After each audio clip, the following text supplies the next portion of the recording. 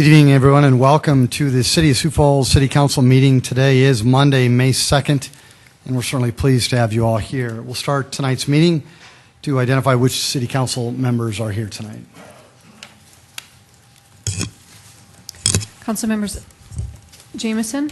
Here. Karski. Here. Rolfing. Here. Aguilar. Here. Anderson. Here. Brown. Here. Intiman. Here. Erpenbach. Here.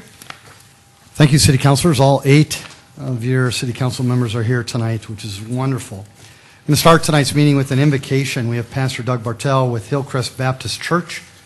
After the pastor is done with the invocation, we'd ask you to remain standing for our Pledge of Allegiance. Pastor, welcome, and thank you for being here. Thank you, Mayor.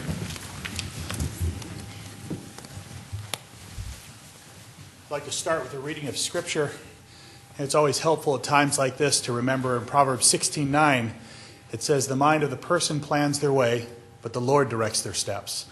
And so I think as we do business, it's good that God gives us a mind to use, but at the same point to let Him guide our steps along the way. Let's pray together. Father God, we thank you for tonight, another night to be able to come together and do the business of this great city. And Lord, as we come here today, we are mindful, certainly today, of the great achievements of our military. Lord, at the same point, we pray for protection over our military personnel, the families that are left behind, and Lord, the work that still needs to be done. Lord, bring them home safely, and we are so thankful for their contributions and their sacrifice and their service to this country and ultimately to us. Father God, we thank you for the strength of this community, the strength of the people here in Sioux Falls, the resilience of the people here as well.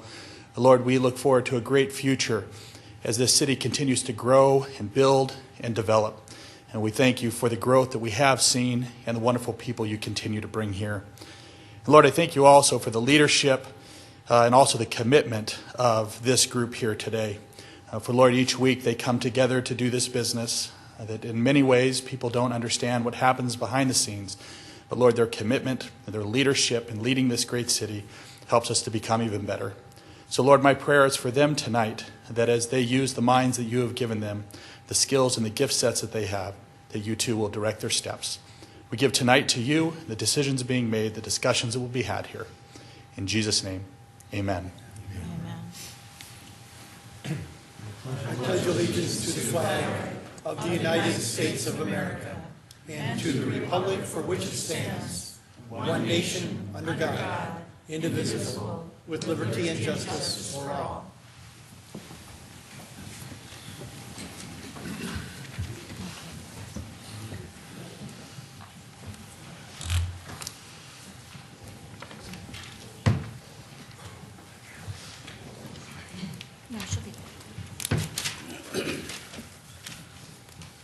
I'd like to welcome all of you here tonight. Thank you so much. We do have some proclamations that I'd like to read. First, the Big Squeeze Month.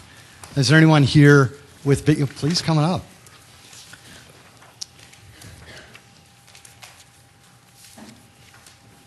Thank you. Before we start, just introduce yourself, please, to the council and to the people of Sioux Falls. Dr. Paul Amundson. Mary Michaels with the American Heart Association. Wonderful. Welcome. Whereas, according to the American Heart Association, nearly 75 million people in the United States are diagnosed with high blood pressure, also called hypertension, meaning 1 in every 3 adults has high blood pressure. Whereas high blood pressure is often called the silent killer because it often comes with no symptoms, and an estimated 22 million people in our country have high blood pressure and are not being treated for it. Whereas by not addressing high blood pressure, individuals are at a greater risk for stroke, heart attack, heart failure, or kidney failure.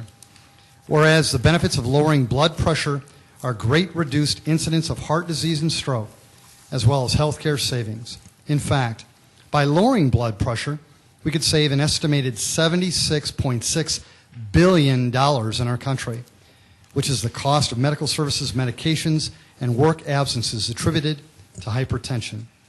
Whereas all citizens need to know their blood pressure numbers, the risk factors contributing to high blood pressure, and how to take action to control high blood pressure. Now, therefore, I, Mike Huther, Mayor of the City of Sioux Falls, do hereby proclaim the month of May to be the Big Squeeze Month. in Sioux Falls and urge all citizens of our city to familiarize themselves with the risk factors associated with high blood pressure, to know their numbers, and to take action if they have high blood pressure to reduce the devastating effects of heart disease, stroke, or other diseases related to high blood pressure. Thank you. Thanks so much.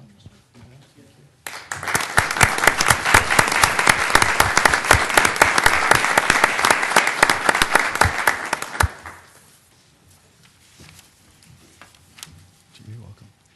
The next proclamation, Jimmy, thank you. Whereas the office of the municipal clerk, a time-honored and vital part of local government, exists throughout the world. Whereas the office of the municipal clerk is the oldest among public servants.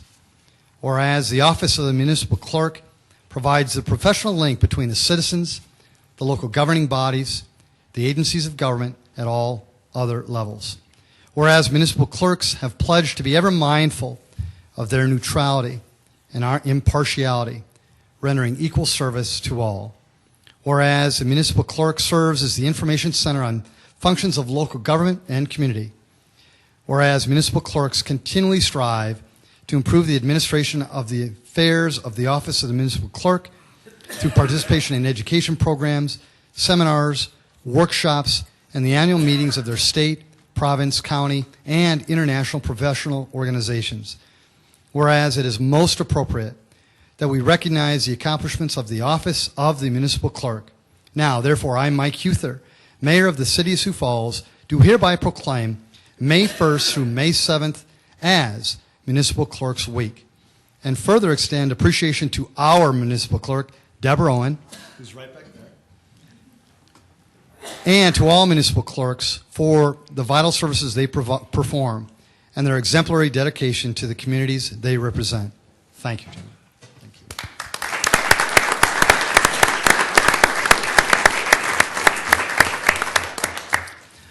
And I have one more, and this is for all of you and for all of the people of Sioux Falls that value stewardship. Whereas Sioux Falls citizens are served every single day by public servants at a city level. These unsung heroes do the work that keep our city working. Whereas public employees take not only jobs but oaths. Whereas many public servants, including police officers, firefighters, healthcare professionals, and others, risk their lives each day in service to the people of Sioux Falls. Whereas public servants include administrative support staff, engineers and mechanics, librarians and safety inspectors, laborers, accountants, public parking patrol, planners, computer technicians and utility workers, and countless other occupations. Day in and day out, they provide the diverse services demanded by the citizens of Sioux Falls with efficiency and integrity.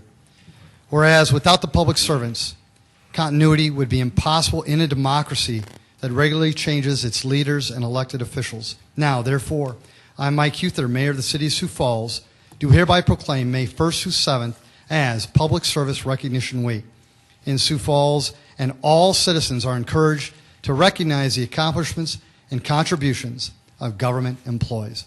On behalf of the City of Sioux Falls and the 1,100 city employees, we just want to recognize all of them today, and if we could get a round of applause, I know we'd all appreciate it. Thank you.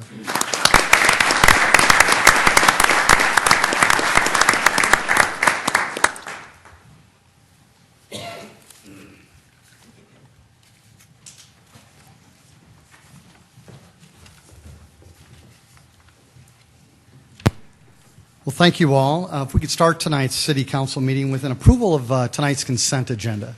Move approval, Aguilar. Second, Entenmann. Councilor Aguilar has made a motion to approve tonight's consent agenda. It was seconded by Councilor Entenmann. Is there any discussion? Hearing none, a roll call vote, please. Councilors Jameson, Yes. Karski, Yes. Rolfing, Yes. Aguilar, Yes. Anderson, Yes. Brown, Yes. Entenmann, Yes. Erpenbach. Yes. That is passed 8-0. Thank you. Now moving to tonight's regular agenda. Are there any changes to tonight's regular agenda? Are any motions on tonight's regular? Yes. Do we need a motion to approve before we amend? I would move that we approve the agenda. Councilor Urbanbach's made a motion to approve tonight's regular agenda, Second Aguilar. seconded by Councilor Aguilar. Then Is there any Mr. further discussion? Councilor Urbanbach. Then, Mr. Mayor, I would move to amend the agenda. I would like to move item 27 to be heard after item 19. Second, Rolfing. There's been a motion to approve tonight's regular agenda by Councilor Urbanbach. It was seconded by Councilor Rolfing. Councilor Urbanbach, any comments on that? It just expedites things for staff this evening. Okay, very good.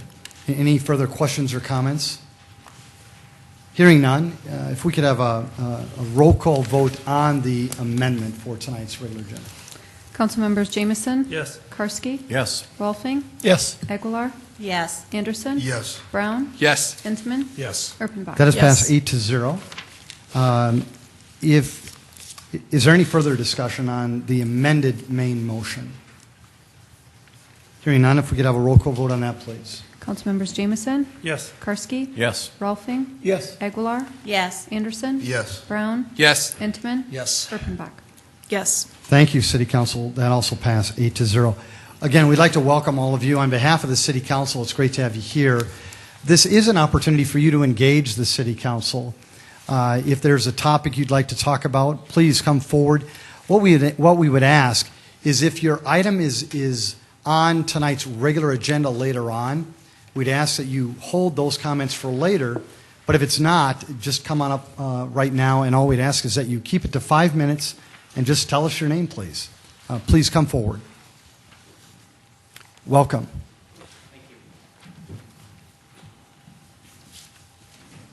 I want to thank everyone for their time and the opportunity to come and speak to you all tonight. I'll keep it brief. My name is Josh Keller. I had the pleasure of growing up in Sioux Falls. I am now a chef for Utopia at Falls Overlook Cafe. The purpose of my being here is to bring to attention of City Council and the community that right now in Sioux Falls there is no program in place to allow restaurants to purchase and resell food from local producers.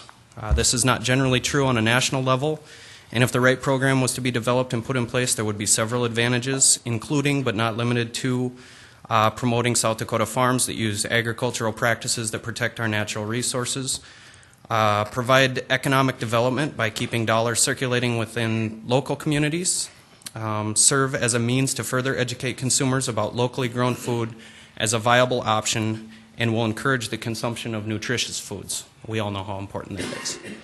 One of the greatest benefits, in my opinion, as a chef, is that fresh local food sustains us nutritionally better and simply tastes better.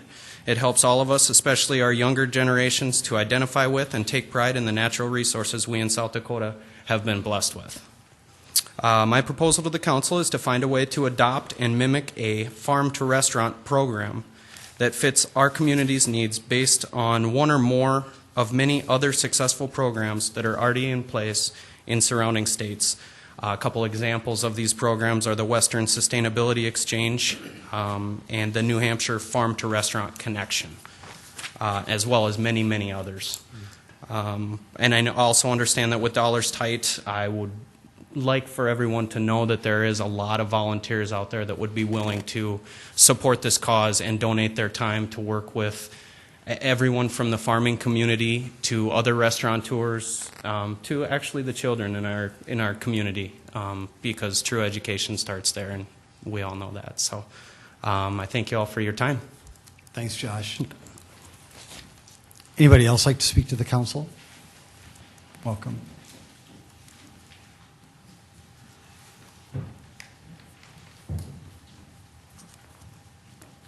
Welcome. Good evening, Mayor, Council.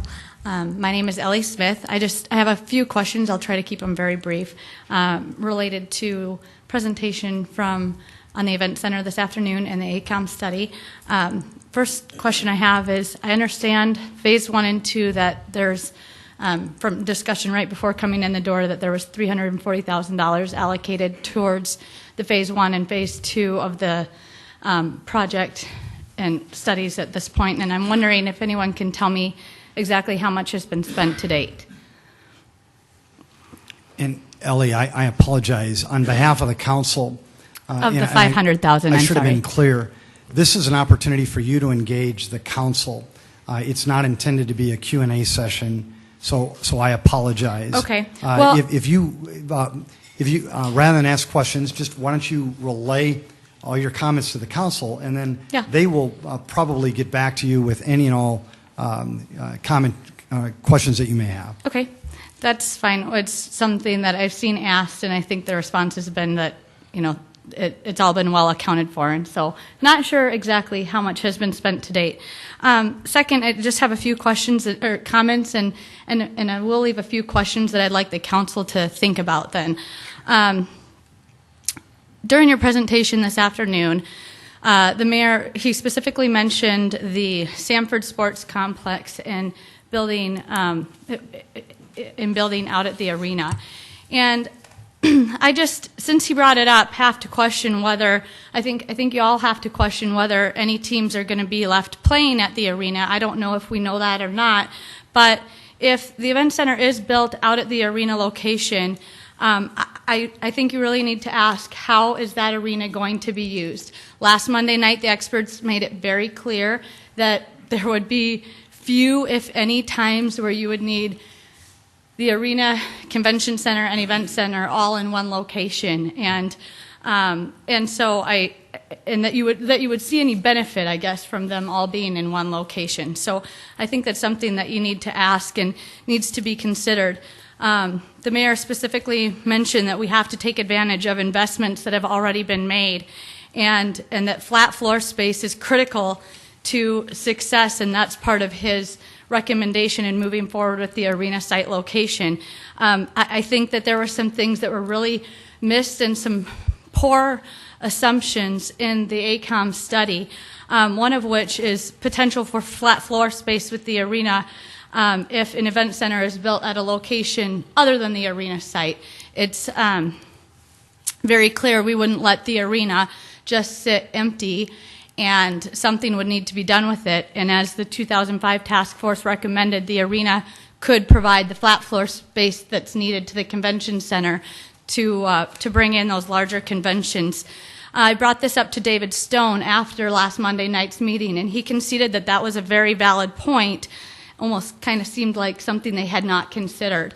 And so I would really ask you to question that ACOM study because of that, because I think that arguably you'd be in a better position to have the event center at a different location, because we could accommodate large conventions and events at the same time, and as the mayor said, take advantage of the investments already made. Additionally, I think that I don't know if the city has questioned much the quality of the work in the ACOM study, but I don't think you got a complete report. And a lot of money, taxpayer dollars, has been spent into this. So I really think you ought to question, hey, did you finish the work we paid for? Because I don't think the city should be paying that much money to have these kinds of assumptions and items like this missed. So I would demand that we get what we paid for out of that study. Finally, I just would like to have you all question, I understand $500,000 was pretty much written off for this a while back. It seems irresponsible to me at best to continue on in these additional phases and drawing up plans and designs without specific approval for a project. And I think we need to go back and look at what that was approved for and how far the understanding is that you would go with that $500,000, because I just think it's a waste to go down that path and spend all that money in these additional phases without specific approval on a project. So I hope you will all think about those items, and thank you for your time. Ms. Smith, thank you.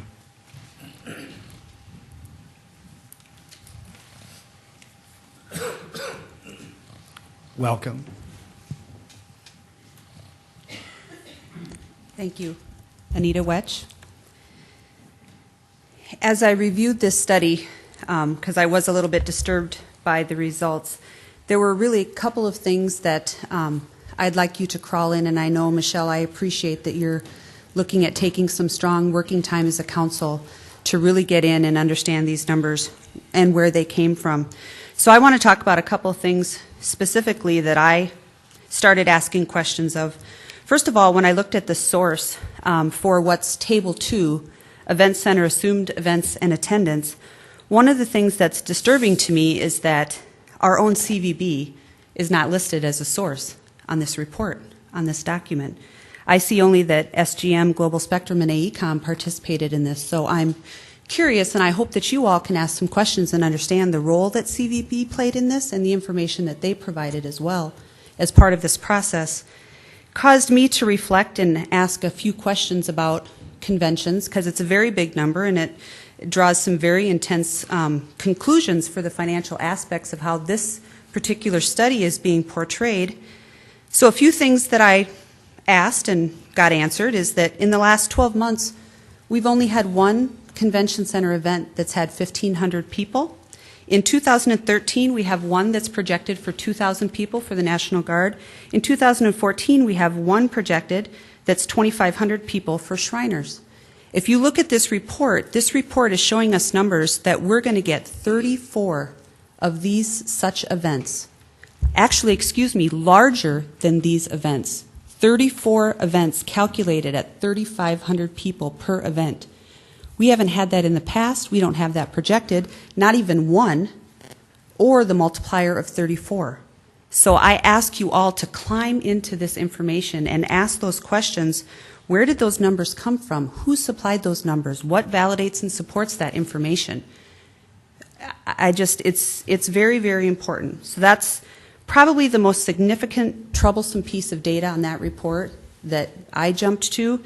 And then another, which I just couldn't help, because we've talked a lot about common sense and how people from South Dakota think. And in my mind, this is a 50-year investment. We've talked about this, yet this study is a 5-year return on investment study. So not only do we have data that I think we all need to dig in and ask questions about, but we have a very short-range calculation applied in this as well. So I know that you all are working really hard. You're getting lots of input. And those are just a couple of things that I'd like to ask you to continue to consider, because I think what would be the worst thing for all of us would be to come on the other side and ask the taxpayers of this city to subsidize this, because we made this decision on data, that yes, would it be great, would we all be thrilled if we could get 34 conventions at 3,500 people, because that's what this report says. But what if we don't? And that's what I ask you to consider. Thank you. Ms. Wetch, thank you very much. Is there anyone else who'd like to address the council? Welcome. Thank you, Mr. Mayor. City Council, my name is Kadir Awera. I'm going to talk about two issues. One of them is a prayer brought up about the event happened last 24 hours. As a very proud Muslim man in this community for 35 years, nobody more happier than I am at the news of the killing of the Osama bin Laden. And the reason I bring this up to all of you and the citizen of this city, Osama bin Laden and many other radical people around us do not represent the true value of the Muslim people, period. Because there's a lot of time we hear a lot of negativity about Muslim faith. I just want to clarify this, because in every faith and every group, we have some radical people using the name of God, the Jesus, Prophet Muhammad, and Quran, and Bible, and the Torah, and including everybody else into it. So I am very happy, but at the same time, the threat of this country, great country we live, is not over yet. We have 1,000 other radical people like Osama bin Laden, and we as a citizen, we have to be very vigilant to make sure something like this does not happen to this great country. That's one. Second, event center. What I hear, economic development is going to be better if we in the arena area. 35 years ago, I come to this country as a refugee, and I see the wonderful Howard, which I thank you, Mayor, you took that Howard out of the picture to not be destroyed. My 3 sons play football in there and a track and field, and I love this place. And many, many young people have a record and history of that place. Second, we have an arena in there. But Russell Street, and every place else around here is the same. 35 years later, we have a wonderful event center in there. We have a wonderful Sheraton Hotel in there.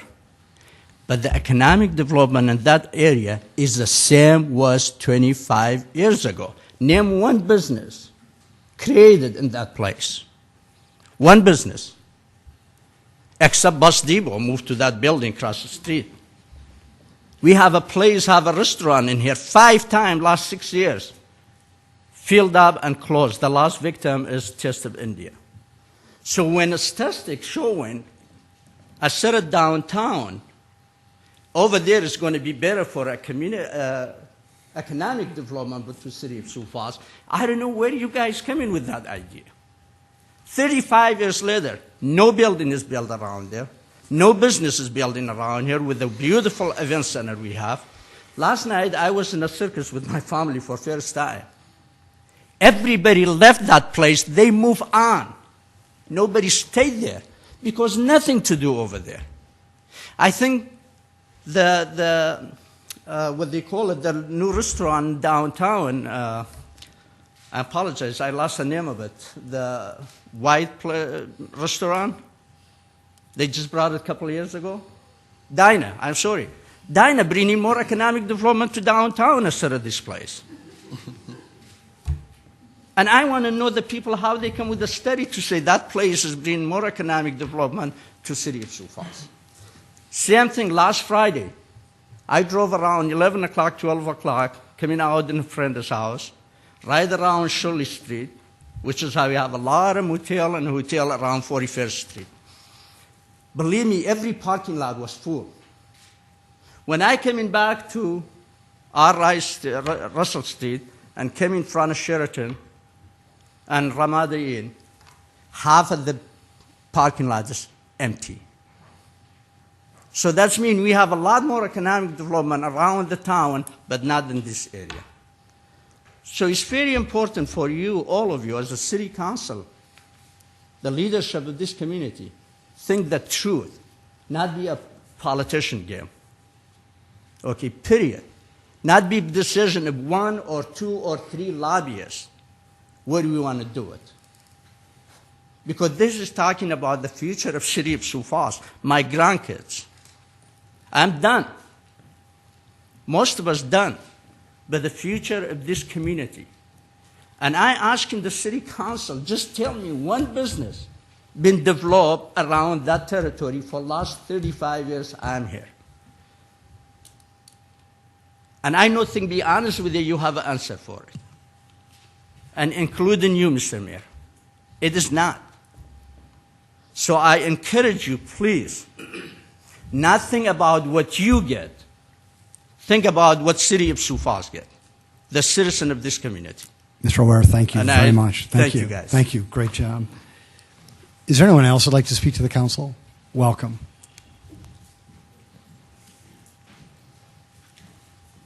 Welcome. Hi. My name is Kevin Elsing. I'm a father and a business owner in Sioux Falls. And to speak to what Kadir was talking about a little bit, the future being our children, my children are concerned that they're not going to have a place to play softball. And I promised them I'd come here and speak and just say that to lose that part of our city for our children to play softball is kind of a tough thing to swallow too. And we need to look forward to see if there's a way to accommodate. I mean, no matter where the site's built, we need to have that for our children. You know, we maybe need to have a week in honor of our children and remember those kids too, because they're getting hammered on with cuts in school, and now we're talking about cutting their ball fields and stuff, and it's just not really fair. So, okay. Mr. Elsing, thank you very much. Welcome.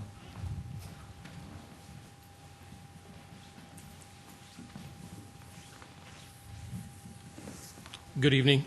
Dennis Lauer, president of Youth Slow Pitch Softball Association. Thanks for coming or letting me come here and talk tonight. Basically, our stance is we're not against building a new event center. You know, Sioux Falls needs one. Arena's been there for a long time, but should the event center be built at the arena site, we would like to keep McCart Park from becoming a parking lot. And is what we'd like to do, and I saw from the mayor's presentation this afternoon that he for the time being, has taken that off from the table. Hopefully it can stay a ball field, but we're here for watch what's going on through the whole process, and eventually if there is an event center build out there, hopefully we can keep those ball fields. To the 1,200 kids that play there, it's very important.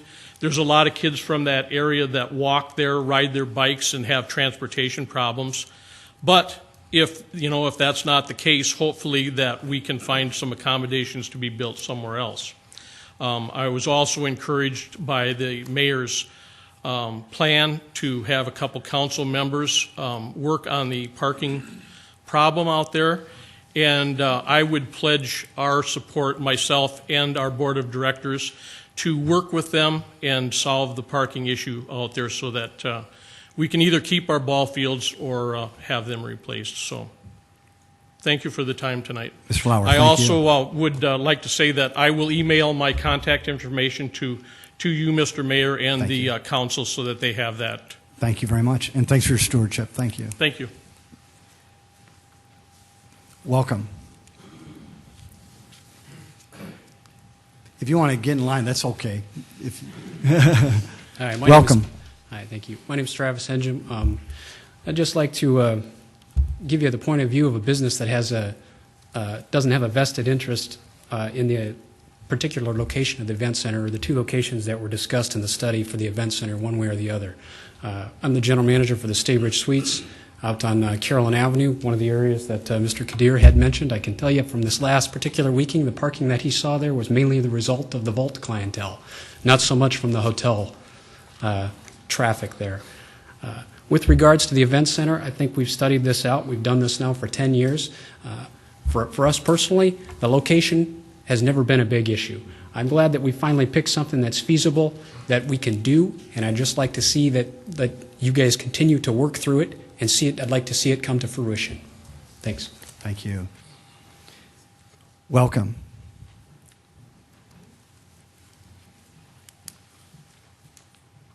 Good evening, Mayor, Council. Thank you very much, Ann Hayek. And there was just one thing that I had to come back tonight, because I think the mayor said the 05 study said it could be built for $56 million.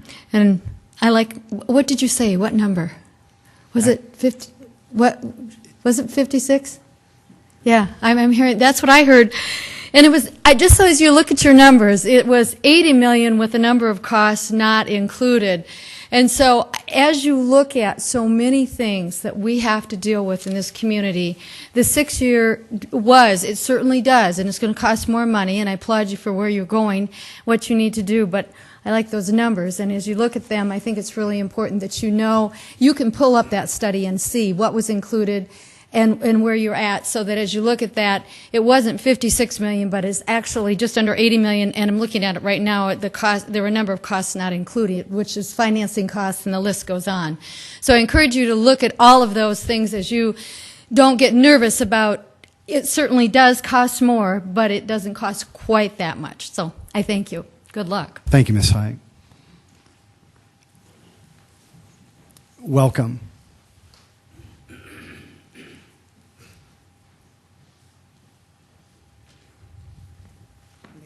Mayor, Council, I'm Jean Hazing. I'm General Manager of the Ramada Hotel and Suites, so I have vested interest in having it across the street for me for the event center. But even no matter where it's at, it's going to be such an asset to our community, and it's going to help every business in town. Nobody should say it's just going to help downtown if it's built downtown. No matter where you're at, that money, you know how it multiplies through our community. It's going to help us all. If it's going to save us money to build it out by the event center, go ahead. I like that spot. But what I'm worried most about is seeing downtown fight with the council, the mayor, that once again it's going to be tabled. We've been kind of quiet on our side of town because no matter where it's at, once again, it's going to benefit us all. What I'd like to do is make sure the voters pass it. But if we make too much of a uproar in the site, I don't think anybody's going to support us. And it's good for the city. It's good for the businesses. Let's just do it. Thanks. Thank you. welcome. I'm Melanie Larson with the Holiday Inn Express here in town, and actually she pretty much just said everything I was going to say. I know we miss a lot of sporting events in town because we don't have a facility large enough. I know there's been a lot of concerts that have gone to Brookings and Sioux City for the same reason, and I think it would be really good for the economy of Sioux Falls to build an event center. Once again, I'm okay with wherever the location is. However, I know a good example I have is Minnesota Avenue. I lived here 10 years ago, and the difference between what it is now, what it was then is great. And I think if you build in around Russell Street, I do think you'll see growth in that area too. So that's all I was going to say. Thank you. Sarson, thank you. Folks, is there, Stephen?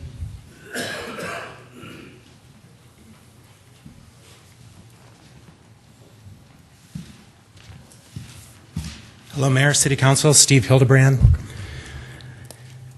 I represent the special interest that the mayor discussed earlier, I guess, although it's a citizens committee that really has no funding to pay for our operations or anything, so I guess we're not that much of a special interest group.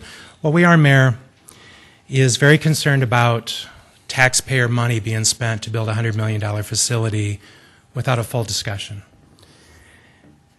A week ago, consultants came before you and presented a study that said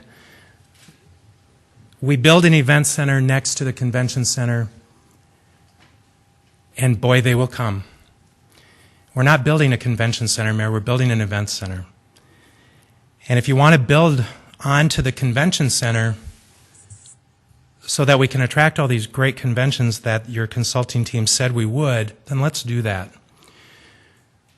But if you want to move forward with a $100 million investment and a request from the taxpayers of this community, it would be very helpful and mindful and respectful to the people of Sioux Falls that you discuss where these numbers came from. Your consulting team, ACOM, came before the City Council and said for flat floor events, if we build this at the convention center, 34 convention days will come here. If we build it downtown, 7. Graduations and civic events, there would be 4 at 4,000 people at the arena and only 3 downtown. I'm not sure which school would choose not to come to the downtown event center. But Mayor, let's keep in mind, this is not new economic impact. We already host these 4,000 students and their graduation from the 4 different schools every year and their families. We do that at the arena. It's not new economic impact, so I'm not sure why it's in an economic impact study. Your consulting team said we would get 30 banquets, meetings, and parties at 250 people at the arena site, but we would only get 11 of those downtown. They said that we would get 28 sports events at the arena, but only 23 downtown. And I think it's fair when they put no justification for these numbers. I think it's fair for citizens to come before you and ask where those numbers came from. What I can tell you is that we know they came from Global Spectrum, the managers of the current convention center, and what they're trying to do is set up for a new contract come next year to manage all the facilities. Your Convention and Visitors Bureau didn't give you these numbers, and the numbers are suspect because if you only have one convention, the largest convention in the last 12 months was 1,500 people, and virtually all of it was done out at the fairgrounds. It wasn't done at the convention center. You have 2 forthcoming in the next 4 years that are sizable, one of 2,000, one of 2,500. But you're talking 34 days of 3,500 should we build this.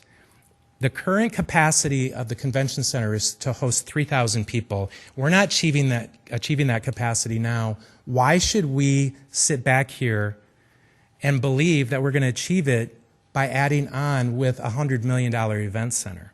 I think it's suspect.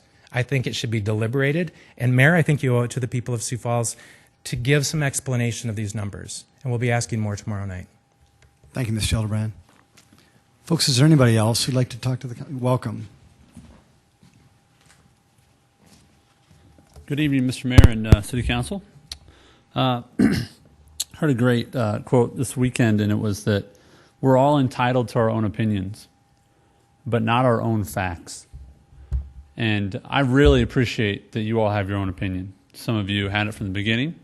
Mr. Mayor, you were at this point in the process because you came out and said, my opinion is I want it to be at the arena. And then came facts. My issue as a private citizen is the facts. We can all disagree. That's the civil discourse that we're having.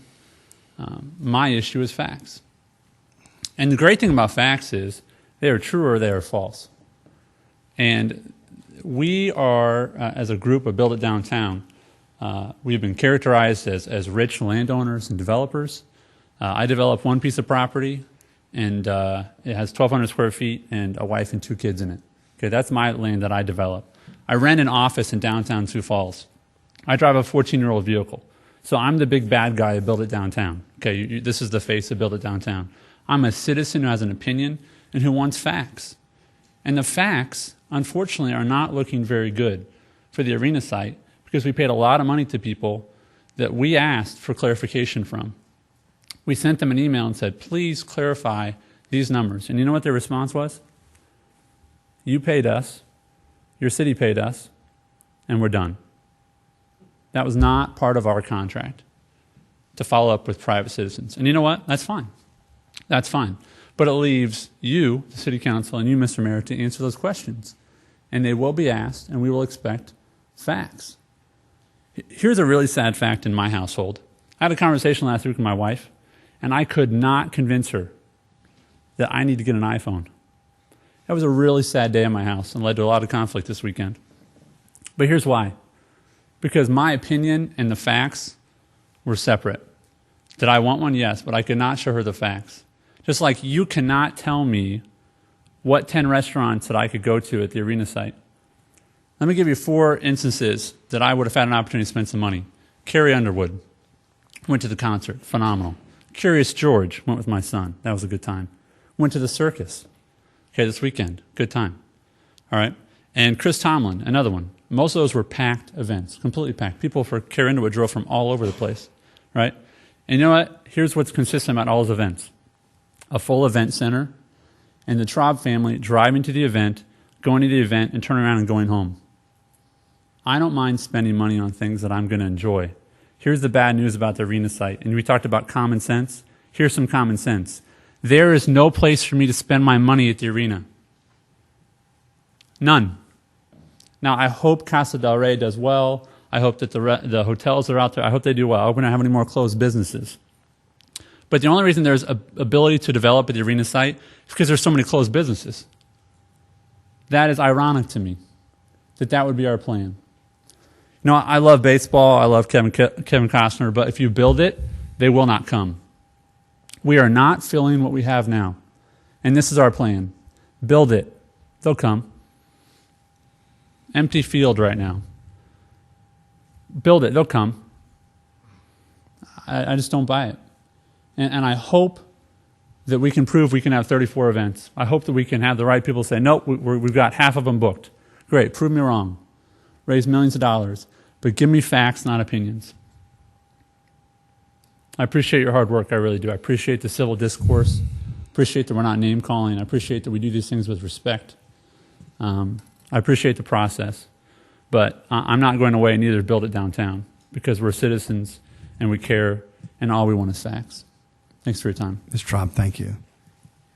Folks, is there anyone else who'd like to engage the City Council tonight? Mr. Stengel, welcome.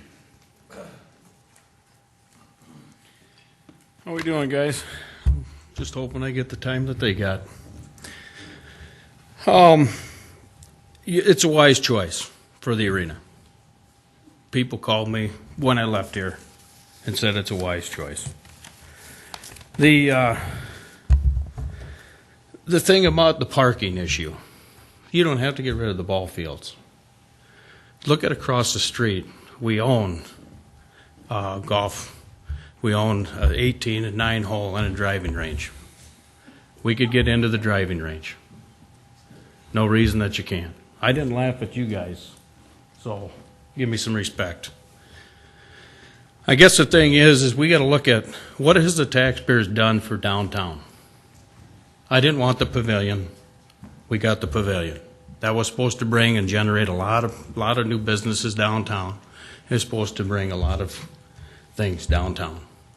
Didn't happen. We closed Phillip Street. We made it a walking mall. Did not do anything, so we tore it back up and so we could park in there. We fixed the theater. That was supposed to bring people downtown. Didn't bring people downtown. We opened up Phillips to the Falls. Supposed to bring more people downtown. Didn't bring more people downtown. Now we're doing the Greenway. Hopefully that brings people downtown. Mayor, I think you're on the right track. I think that there's a lot of things that are going to go on downtown.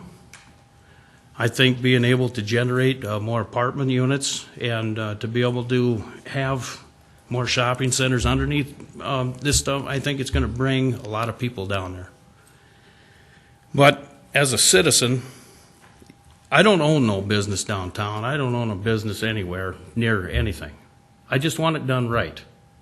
And if it's going to be done, it's got to be for the whole city, not just for special people, not for people that want to get people together and say, hey, this is where it should be.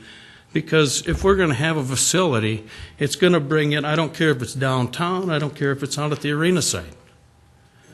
You got to bring in entertainment, whether it's at the arena or whether it's downtown.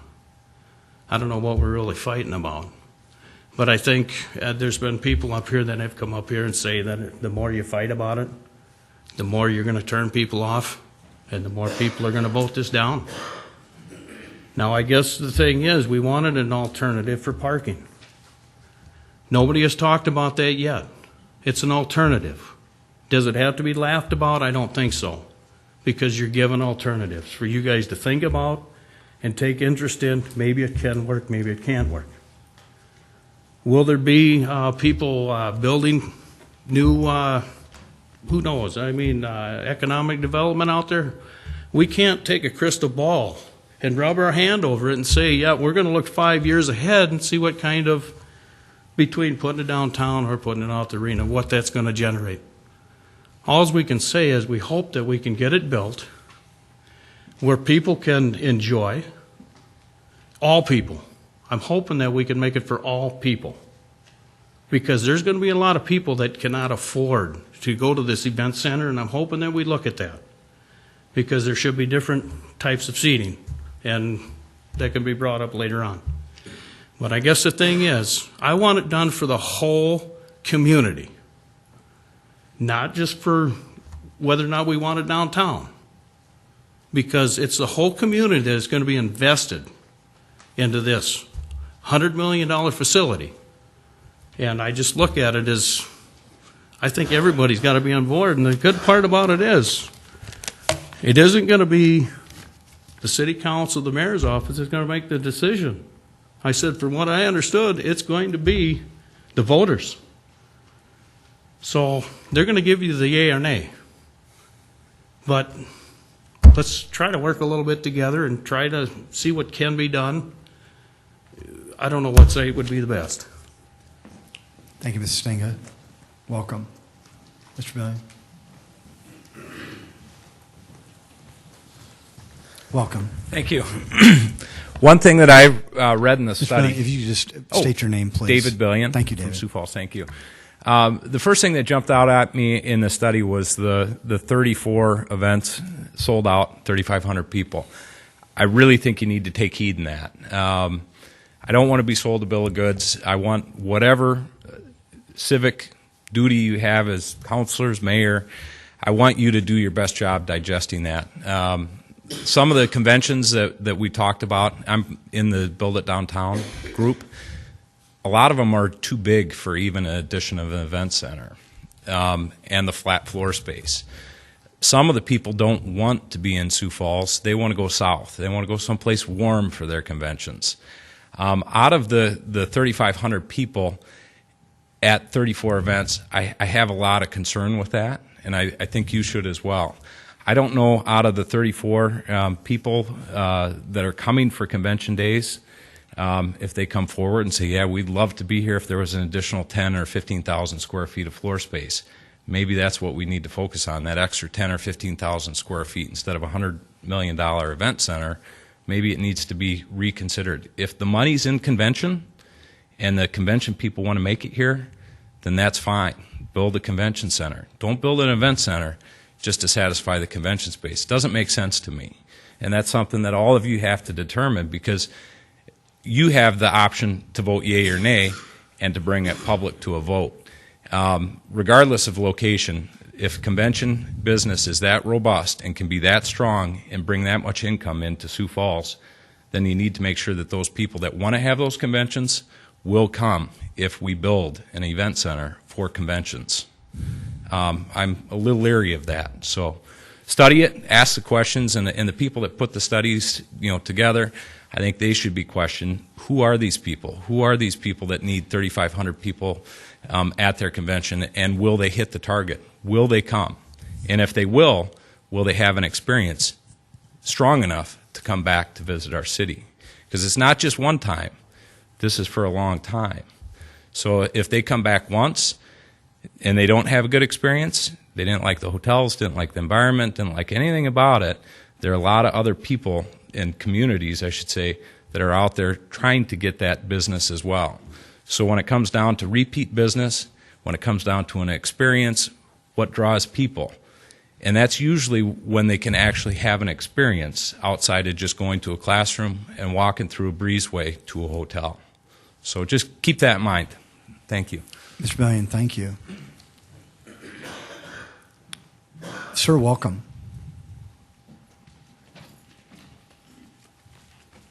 Good evening. Jared Lowry. I just want to excuse me from reading from my notes, but I have a lot to say and want to make sure that I cover all my points. Sorry. It is still my belief that the best location for an event center for Sioux Falls would be downtown for many reasons. My belief is that the economic and impact study that was presented left not only me, but also many others with more questions than it did answers. To name a few items, many pieces of information were treated as variables rather than constants. Examples of these were number of events possible, number of people who may attend, hotel tax, number of people possibly staying in hotel rooms. Other numbers that did not seem to add up also include revenue generated inside and outside of the event center. Unless they plan to charge different rates at either location, I'm not sure how those numbers could come up entirely different. Additionally, I believe that the costs associated with possibly replacing a city park and acquiring homes in the surrounding neighborhoods, possibly county and federal buildings, also of which develop parking loss from the footprint of an event center at this location, have been left out. Also, why is the convention center being factored in at the arena location? It's an event center, and to my knowledge, it was going to be used for events, not events and conventions. I also believe that you look at a location and evaluate it in a way that makes it look better in any light. Specifically in terms of parking, I agree with Councilor Erpenbach and Anderson when they state that paving over McCart Fields is not an option, and realize that the mayor's administration believes that they can pave over a portion of the park without the recommendation from the park board, approval from the council, and vote of the people to change the park's usage is abhorrent. The park board have not had any communication from the administration, and neither has the softball association, who utilizes the fields for the majority of the usage. It is important that we do not do the community a disservice or the youth an injustice by removing a park without at least having something in place that they can go to. Furthermore, what I believe is being overlooked, if built at the arena location, parking will be lost as the footprint of the new facility, and any parking that is developed will be to replace what is lost. Having a potential facility at the site for the arena location and convention center will not only lead to competition within our own facilities and events, but it will lead to great deficit in parking. Looking at the downtown location, we continue to hear from Mayor that the railroad switching yard is still located there and that this should be a factor in deciding against it. To me, this is misguiding. Yes, the railroad switching yard is still there, but federal funds were provided several years ago for this project to take place, and through city leadership, we can get this project underway out of there, and a potential for an event center downtown can happen. A couple of side notes that I wanted to make. Last week on Tuesday, the Argus Leader did an unscientific poll as well, and 60% of the people who participated in that poll voted that downtown was a better location. Also in the 2005 recommendation, I thought the task force also recommended downtown. I'm not clear, but the Argus Leader did quote that in a article over the weekend. Also, in the terms of how the mayor addresses the public as far as who is the deciding factor, the deciding factor for the proposal is left to the city council. To say that St. Combs needs to start a conceptualization process is alarming to me because there is no decision yet. The mayor can make a recommendation to the city council. The people of Sioux Falls should not be backed into a corner in the terms of location. I believe the council, our city leaders, need to provide leadership to the people of Sioux Falls for where we are looking and be very clear of who has the ultimate decision and not allow the administration to put this on a fast track to failure through expedited timelines, a lack of information, and misguided information. And just a quick last minute note, because I won't be here for the rest of it, but I also urge the council to be cautious when voting on whether or not to provide the additional funds for the naming study. As the firm is slated to be hired to complete this study has said, along with Darren Smith, the study would only provide an estimate of what might be generated through open bidding process, but it is not a guarantee that the figure received would be comparable to what the study concludes. How much money needs to be spent on a conceptualization of a project that may never come to fruition? When is enough enough? And I'll also probably follow up with emails. I'm sure everybody's familiar with who I am through email, so I'll follow up with a hard copy just in case anyone had any questions of what I was saying or if I got lost. And if you have any questions, feel free to respond. I'm open to dialogue with everybody. Mr. Lowry, thank you. Thank you.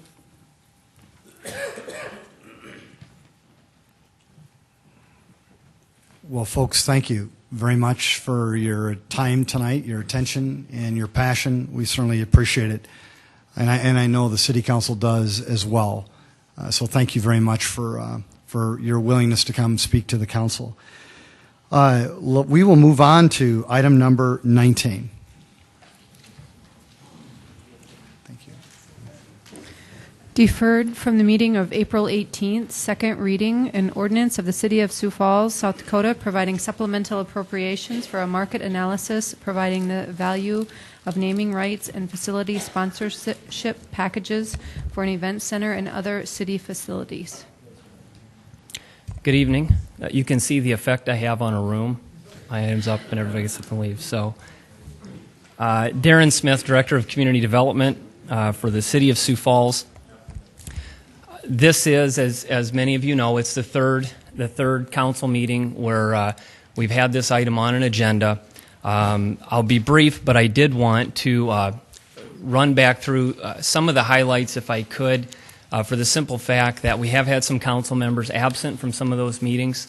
I also am cognizant of the fact that we have members in the audience tonight who have not been at one of these previous meetings, and I'm sure we have people at home watching on Channel 16 who have not tuned into one of the previous meetings. So if I could just very briefly, again, summarizing what we're here to talk about tonight. Item 19 is a supplemental appropriation requesting $65,000 in funds to put a naming rights consulting firm under contract related to the event center and analyzing the revenue potential, sponsorship revenue potential for 3 other major public facilities. So this naming rights market analysis, what is it? Again, I apologize, bear with me for the third time, but I feel it's important to go through some of this. The objective is to provide a market analysis of a potential event center. The analysis should provide the value of the naming rights and facility sponsorship packages, identify marketable assets and associated facility sponsorship opportunities, and identify other marketing sales opportunities for revenue generation. What it is not. We are not paying someone to develop a name to put on the building or names to go inside the building. We are not selling the name on the building or inside the building for $65,000. So just to be clear, those are not things we're doing. Why would we do this? Well, as I said before at the first meeting, with the first reading, we have to recognize we don't know what we don't know. We've never done anything like this before. The fact is, we don't know where to begin or where to end with this type of analysis in a professional way. We want to maximize a return on investment for taxpayers. This is potentially a $100 million investment that our taxpayers will make. We want to maximize the public-private partnership in this facility and in this venture. Speculation versus professional analysis. As I said, as your staff, we can dig in and do the best we can, but we are lay people in this area. We have no expertise. So we can do our best, or we can hire someone who does this professionally 24/7, 365, all year, across the country, around the world, to come in and do it the right way. The results allow us to use the most accurate possible numbers when determining financials.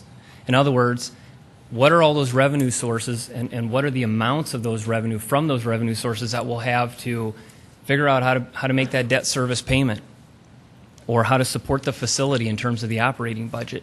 Your finance director, Tracy Turback, has spoken at least on one occasion about the value this has to him, getting the best possible numbers so he can give you and the public the best possible numbers. And finally, don't leave money on the table. Don't undersell this facility. We will live with bad naming rights agreements. If that's what we enter into, we will live with those agreements for a very long time. They're typically 20 plus years on facilities like this. We can't afford to do that. Why now? Well, it's the right time in the process. The architects have consistently told us that. The contractors have consistently told us that. And maybe more importantly, the naming rights consultants have consistently told us now is a perfect time to get somebody involved. A couple of the benefits of the timing. We are still in a position where we can get design suggestions from a naming rights consultant. Before the plans are final, before the facility is built, if that's what happens, we get their best design suggestions on how to maybe tweak something here, tweak something there, inside or outside the building, to maximize those sponsorship revenue and naming rights revenue opportunities.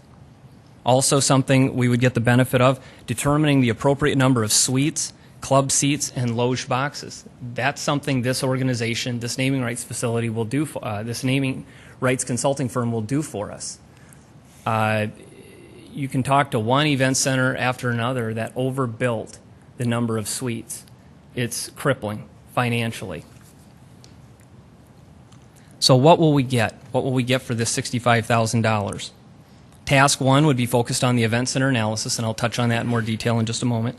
Task 2 would also be focused on the event center, developing a strategic account plan. And Task 3 would be analyzing other major public facilities in our community for the same purpose.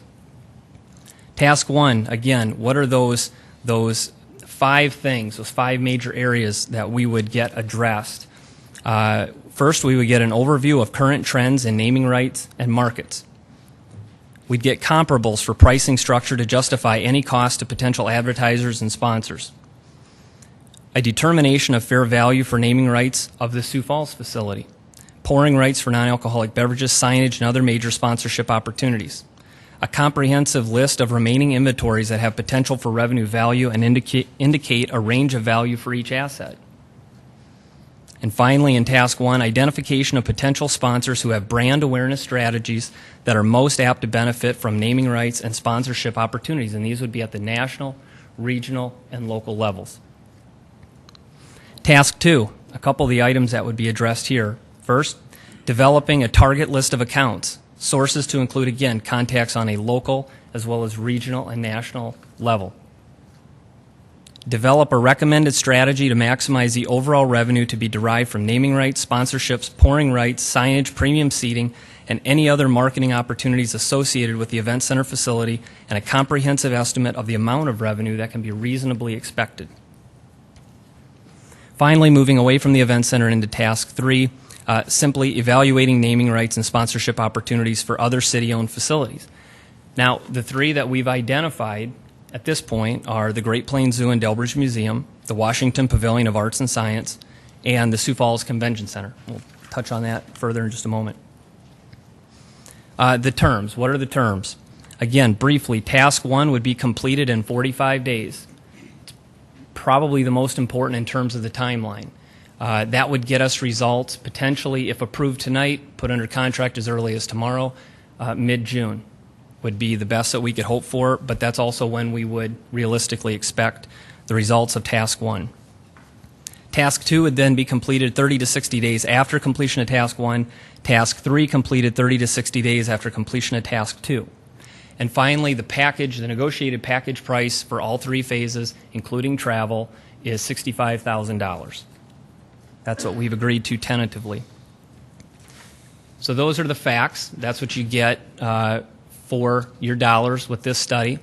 I know there are still questions about the validity, the need, and so forth. And I'm going to help address a couple of those. A few things I've heard a few times over the last few weeks. Why does it have to be this complicated? It seems like it could be or should be more simple than that. I do read the newspaper. I watch TV. I do read blogs. I talk to people. I listen. I try to learn. I've heard different things like they have books on this at Barnes & Noble or Amazon.com. You just buy a book. It tells you everything you need to know. Well, I've looked at some of those, and it doesn't. The idea of let's get some community leaders or CEOs locally around a table, some smart people, and get this figured out. Councilor Brown, I want you to know that that's not just for you. I've had 2 or 3 others who have mentioned the same thing to me in the last few weeks. And so what I did with some of these questions, I asked the naming rights consultant we're working with, and I also contacted an executive with a local organization, just threw this idea out at him and said, tell me what you think, what your response is. Miles Gallagher, the president of the firm that we're recommending to put under contract, his response was, Darren, if it were that easy, I and my competitors wouldn't be in business. And I've grown 30% in the last 2 years as cities in this economy with declining sales tax revenue and the like are getting creative to look for every opportunity to generate revenue to take the burden off taxpayers. Now, you would expect him to say that, I understand. But what about the community leaders? Getting them around a table, not hiring a consultant, just figuring this out. When I posed that question to an executive here, a few, I thought, good responses, something to think about at least. He said, Darren, sounds good. Here's why, in my opinion, it won't work. For one, if you put them in a room together and you put your top 10, 12, 15 CEOs, some of them, maybe several, are going to be organizations that will be potentially vying to write a check and put their name on the outside of that facility or inside.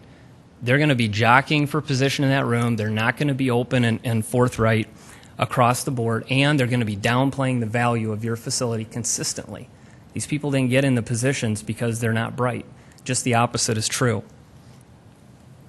Moving beyond that, though, the outside, the name on the skin of the building, what would these types of people know about in terms of the value of the Budweiser zone or the Miller Lite zone inside a facility? The atrium, the concourse, the digital messaging boards, the concession stands. What would they know about sponsoring the amount of dollars that we could net at this facility in Sioux Falls? The truth is they wouldn't, and I think they would admit that. Finally, this person said, we would actually want a study like you're proposing to have done, because while you're concerned about underselling your facility, we would be concerned about overpaying for that facility. And keep in mind, as a private entity, we have a board of directors to report to and oftentimes shareholders. Is there emotion sometimes involved, local ties? Sure. But most of the time there's a board and shareholders to report to. This morning, I had a meeting with Evan Nolte from the Chamber and Slater Barth, the Development Foundation, and I hope they don't mind me referencing that meeting because it was on a completely different topic. But as we talked about several things, but one of the things at the end of the meeting was they were giving me an update on the Forward Sioux Falls campaign, the 5-year fundraising campaign that takes place here periodically in Sioux Falls. In giving me that update, they were talking about what their consulting firm that they contract with and have in the past, as well as the lead consultant, what are they getting out of that firm and that consultant every step of the way. And the more they talked, the more I thought about how that compared almost perfectly to what we're talking about here. And so I asked them at the end, and I didn't tell them why, but I just said, I'd like to ask you guys a question. You have a lot of the best and brightest right here in town. Community leaders, CEOs, and so forth involved with this effort every 5 years, helping you with this. Why did you hire a seemingly expensive consultant and firm to do this? Why didn't you just pull them together and figure it out? And he said, well, because we need to set goals. And the truth is, those guys don't have time. They're running businesses. Those men and women are running businesses and the like. They don't have time to do all the research in other cities to find out what should Sioux Falls be shooting for in terms of a fundraising goal. They don't know that, and they don't have time to figure it out. And they don't always have the time to help then put the strategic plan in place and go execute it. So that's why they've done that with Forward Sioux Falls.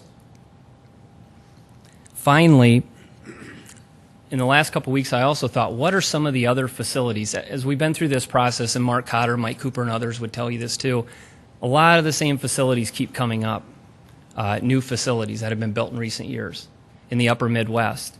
And the question is, what did they do?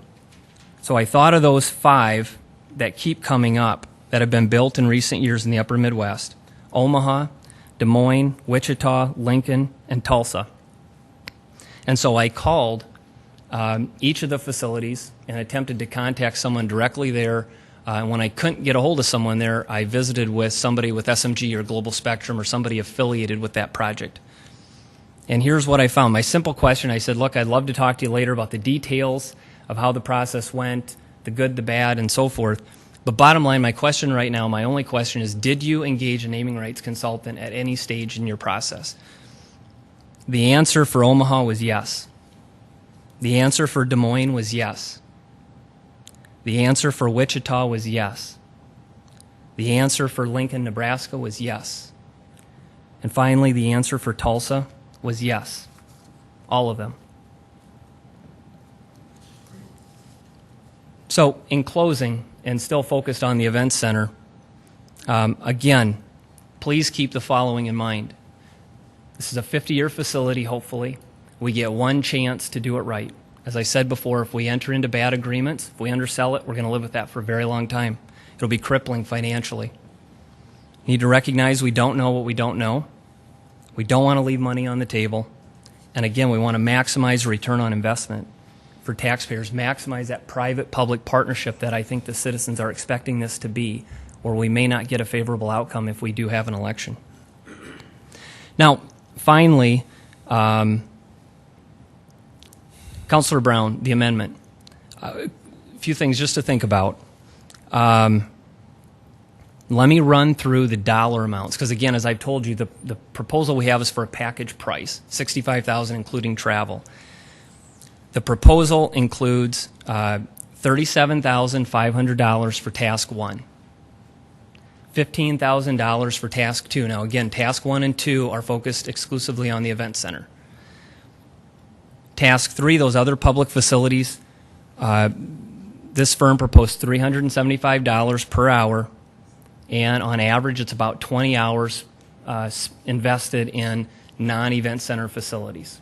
Okay, so it's about $7,500 per facility.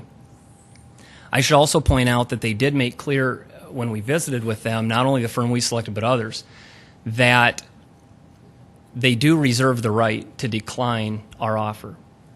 And so if I can just translate that for you, I think what they were trying to say as politely as possible is their first focus, their top priority is on analyzing the event center. And they're doing these other things for us as part of the deal. They'll do a good job, but it's part of the deal.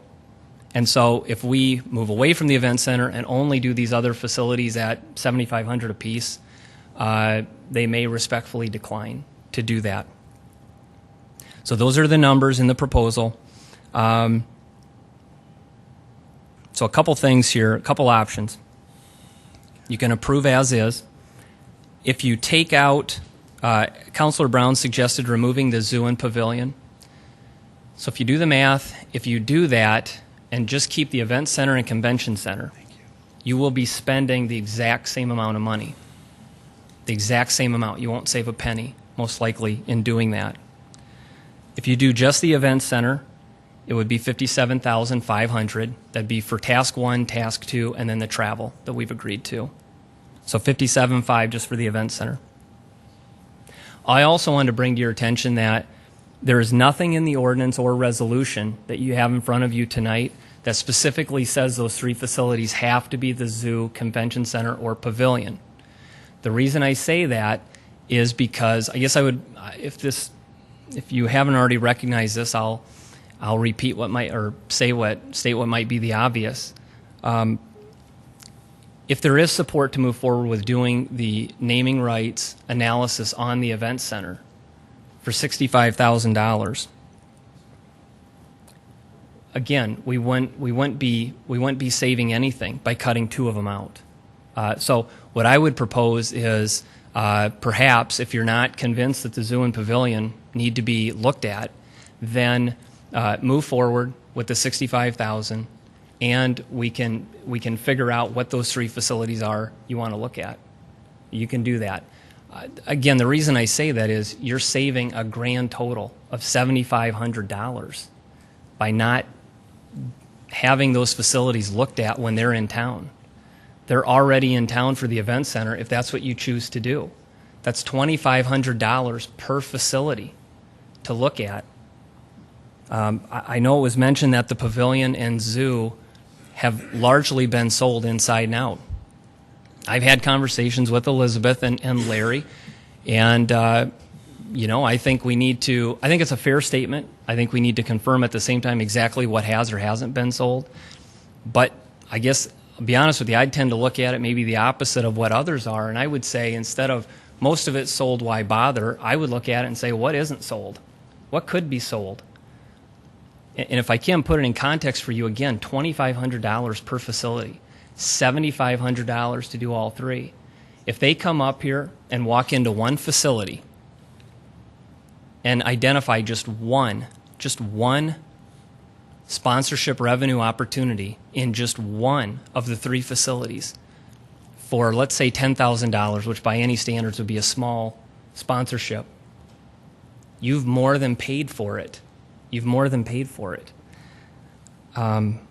So, as someone, city official, but also a taxpayer who's looked very hard at how we've structured this, I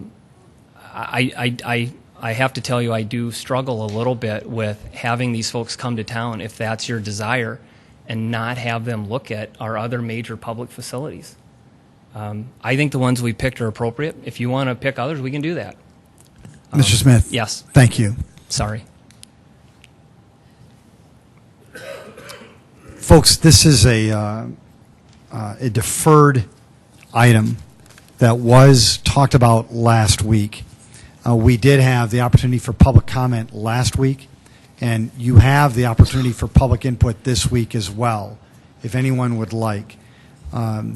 Please come on up if you'd like, and if not, then the City Council will have an opportunity, but we did want to at least offer you an opportunity as first. Welcome. Hello. Terry Torkelson, General Manager, Sioux Falls Arena. We're not one of the venues that are being considered, but we are one of the management companies that Darren talked about. We do manage the BOK Center in Tulsa. We did not hire as a management company the consultant, the city did. It was SFMG. That building's naming rights went for $11 million over 20 years. They also have great deals with Williams Pipeline. BOK Center's Bank of Oklahoma, in case you didn't know. They've got a lot of money down there. Williams Pipeline sponsored the scoreboard. The company helped identify, what the naming rights were for the suites, loges. When that building opened, prior to, I think, breaking ground, they had pretty much everything sold. So the company did do its due diligence. In Wichita, Superlative was the company. They estimated $9 million for the main naming rights. It came in at 8.75. So they were pretty close. But the city of Wichita said, you said $9 million, we expect you to find us $9 million. So they went back out, and Cessna came to the table with $3 million for the courtyard, foyer naming rights, and then another aerospace company came up with another $3 million. So for their three main naming rights areas, they had over $14 million. We are part of Lincoln, Nebraska's Haymarket area. CSL is actually the company that has been contracted to do that. They're currently in process. So they're a few steps ahead of where we are as a city and a community, but it is the norm to hire them. We as a management company recommend it for many of the reasons Darren said. It's important to have those experts do it. We're experts at managing the building. We're experts at operating it. We take their advice and we take it very seriously, and we have on many occasions. If anybody has any questions, I'd be more than happy to answer. Mr. Torgels, thank you. Sure. Is there anyone else who'd like to speak to this? Welcome.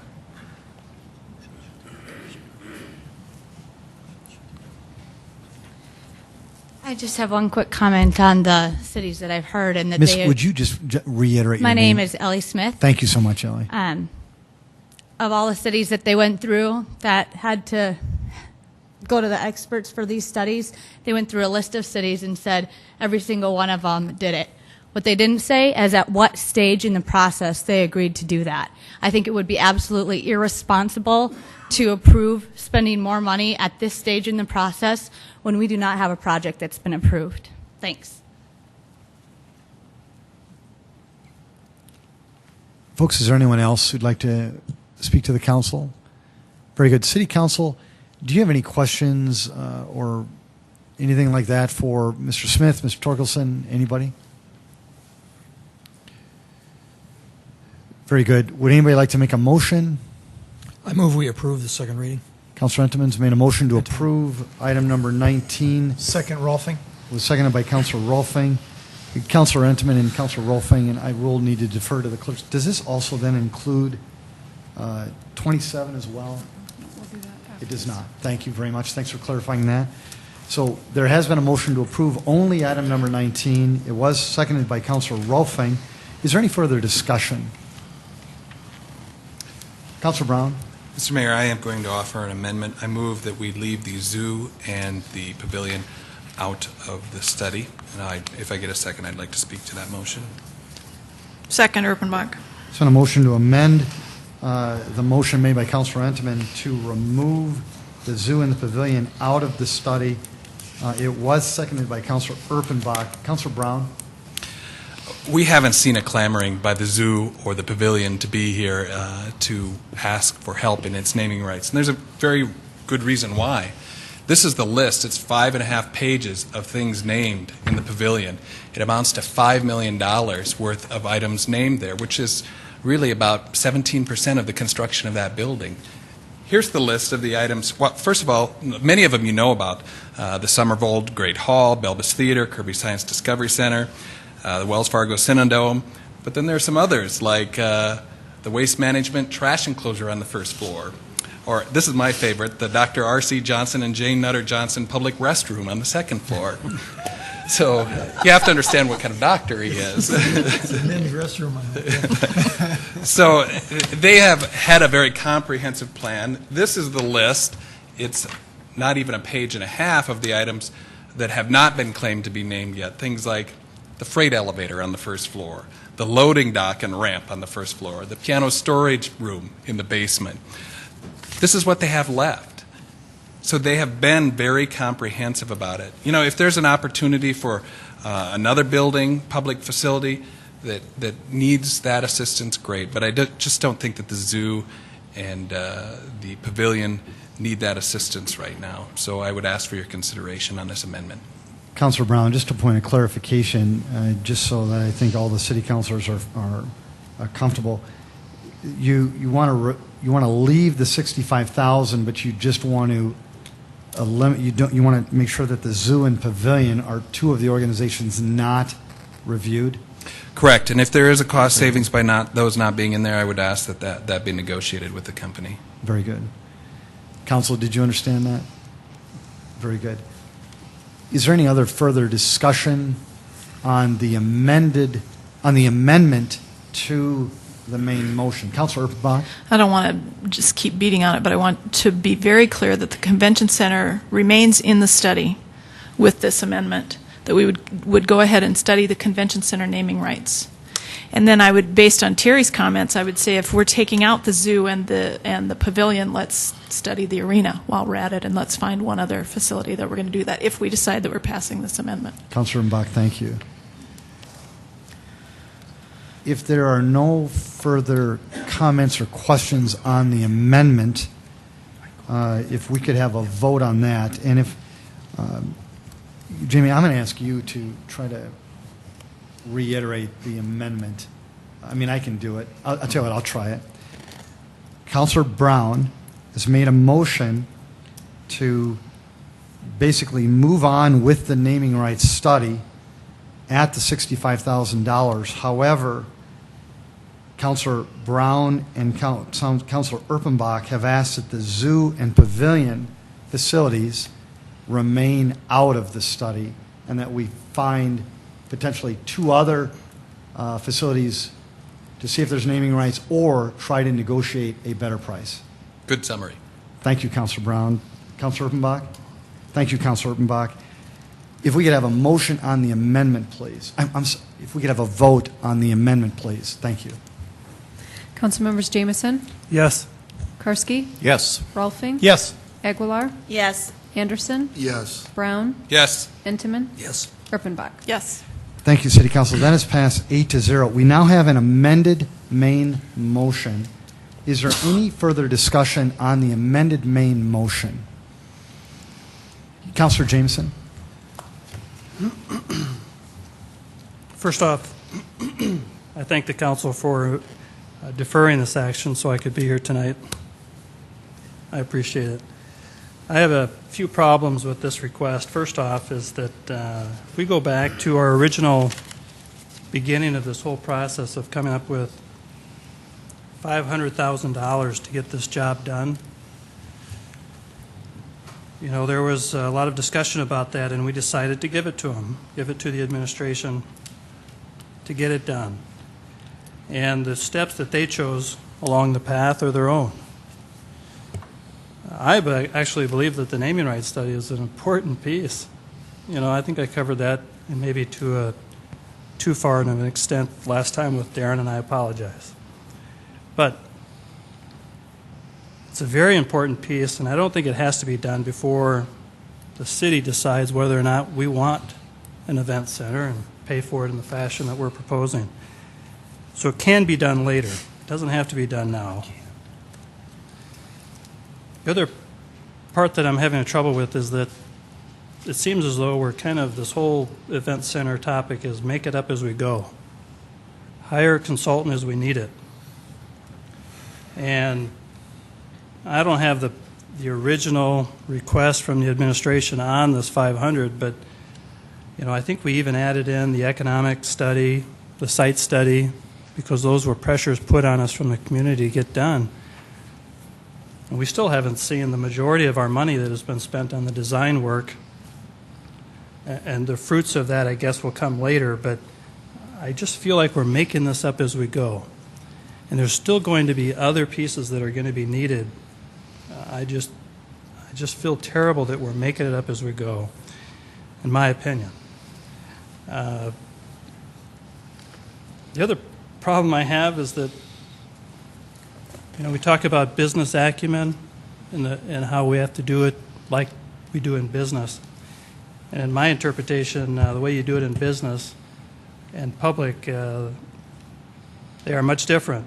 In public, you have to do it a lot better. You have to plan it out. You have to be transparent about everything you're doing. And if you make a mistake, you're going to pay for it.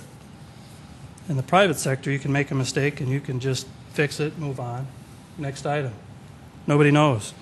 Or somebody gets fired, perhaps. But in this case, spending public money, you've just got to do it better than we're doing it. And the other final piece of this is the manner in which the request is being made. It's almost as though it should be a given. You've got the checkbook, you've got the money, just write the check. What's the problem? There was no attempt, at least that I could discern, that they acknowledged that they just missed this part of such an important project. They missed this piece. We forgot it. We thought we had everything covered. We didn't. We had it all mapped out. You know what? We forgot this piece. They didn't do that. They just came and said, we need 65 to do this naming study. And that bothers me as well, that the public's dollars are spent, or public dollars are being requested in such a fashion. They need more respect than that. I'm not going to support this because of a lot of reasons. Even though it's an important piece, I still think we can get this piece after it's approved by the public. Councilor Einsman. There's one great thing about politics and about being in a public forum. There's a lot of different opinions out there. And I do respect Councilor Jameson's opinion, and I have a lot of respect for him. However, in the process that we have had, Mr. Mayor, you did come to us and you asked for $500,000. When asked what your plan was, you said, my plan is to develop the best plan possible for the city of Sioux Falls. And I believe as we've gone forward with the first $500,000 that we did give you, you said up front, I know you did numerous times around the first of the year, that if I need money, if it's warranted and if I need additional money, I will come before the City Council and ask for additional money. I'm not going to hide anything. What we've learned as we've gone forward in the process, talking with the consultants and things like this, and talking about financing needs, we've discovered that financing, the questions out there concerning the financing, and again, time after time, it comes out, how are we going to pay for this? How are we going to pay for it? You've laid out a plan, Mr. Mayor, where you say hopefully we're going to have $15 million in public funds. We hope to raise $15 to $25 million in public or private donations that go to this. And where are those donations going to come from? Until we have the plans, which we're going ahead, it's my understanding, and we're coming up with those plans, it's awful hard to take those out and sell it to the public or sell it to the private sector so that they can identify what their naming rights are going to be or what those opportunities are. In asking the questions that I've asked of the consultants at the various meetings that we've had, I really believe that this is a very important piece of finding out what is the actual cost or what is the actual cost to the public going to be when it comes to financing this facility. We know the timeline. It's been laid out in depth what the timeline is for what it's going to take to get these numbers put together. And I actually think that this is a very important part of it. I want to be involved in getting out and trying to help to sell this. If whoever's going to be involved in doing it, I want to identify what it is these people are going to be putting their minds on, and I'm going to their names on, and I'm going to be out there working extremely hard to sell the project. But I really would appreciate the help of identifying what those naming rights opportunities are. So I am in support of it, and I'm going to encourage the council to vote in favor of this. Thank you. Yes, Councilor Brown. You know, I'm glad Forward Sioux Falls came up because I remember when we were sitting in the budget process, I was sitting right over there, and I said, you know, the first thing we need to do is figure out what the private capacity is to build this facility. We need to know how we get across this community to find out, can we raise that $15 to $25 million? But instead, we as a council, as I said then, signed over a blank check. We gave over all our authority in terms of deciding this process and left it up to the administration alone. And now we're left deciding, again, if we're going to spend more money on this project. Because I was told, no, we don't need it yet. We don't need to know, like Forward Sioux Falls does, what the goal is first and whether we can meet that capacity. No, that comes down the line. We're in May, folks. We're not even 4 full months in, and we're going to be 12% over budget on this project already. And we haven't done anything. We do this, and you bet that report's going to come back, and it's going to tell us that we can raise $15 to $25 million. Of course it will. Of course it will. But the timing of it is off. In this council, we gave up our ability to help that process and make sure it was in the right order. That's not business acumen. That's not common sense.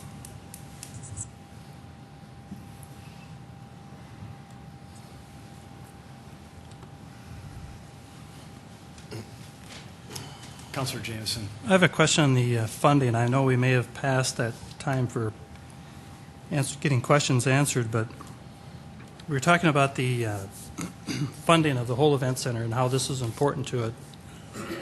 I agree. The trouble I have is that what I'm trying to figure out is if we come back and this money's approved and it comes back that we could raise $15 to $20 million, do we still go and just borrow everything we need except that $15 or $20 million because that's been obligated to us? Or do we still have to borrow the whole package anyway and hope that it comes and then when it comes, we pay it back? So I know it's important to the funding, but I still think when we go to borrow the money, if that's what happens, if we go and borrow the money, you still have to borrow all of it. You can't just say, well, we only need 85 if it's $100 million, and we're going to raise $15 million. We only want to borrow 85 because we've been promised that we'll raise $15 million privately. As I understand it, you can't do that. You got to borrow. You got to have enough money in hand in the checkbook before you start a public project.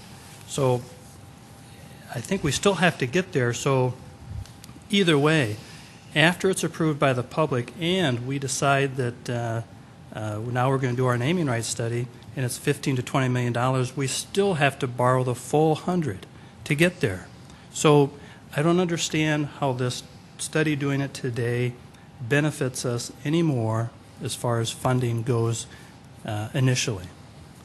You can't sell it to the public that says we're only going to borrow 85 because we've been promised 15. We are going to have to borrow the 100. Yeah. As I understand it.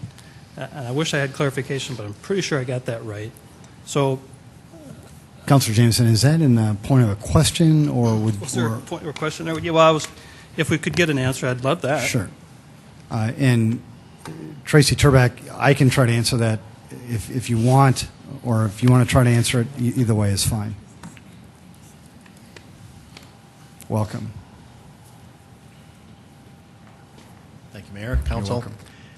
To answer your question, Councilor Jameson, and I know you weren't here when I gave my presentation most recently on this, the use of any private funds that are raised will in fact be determined on when those cash flows arrive. If we have the cash flows in hand, and which is often the case with naming rights, there's an upfront payment, and then, as Darren indicated, installment payments over a period of years. Any cash that we have in the bank, so to speak, prior to the time that bonds would be issued could be utilized to lower the amount of the bonds. Obviously, if those cash flows aren't going to be received until years down the road, you're correct. That those are not going to be available to lower the amount of the bond issue. Thank you. I think I got it. You got to have the money in the checkbook. You can't just.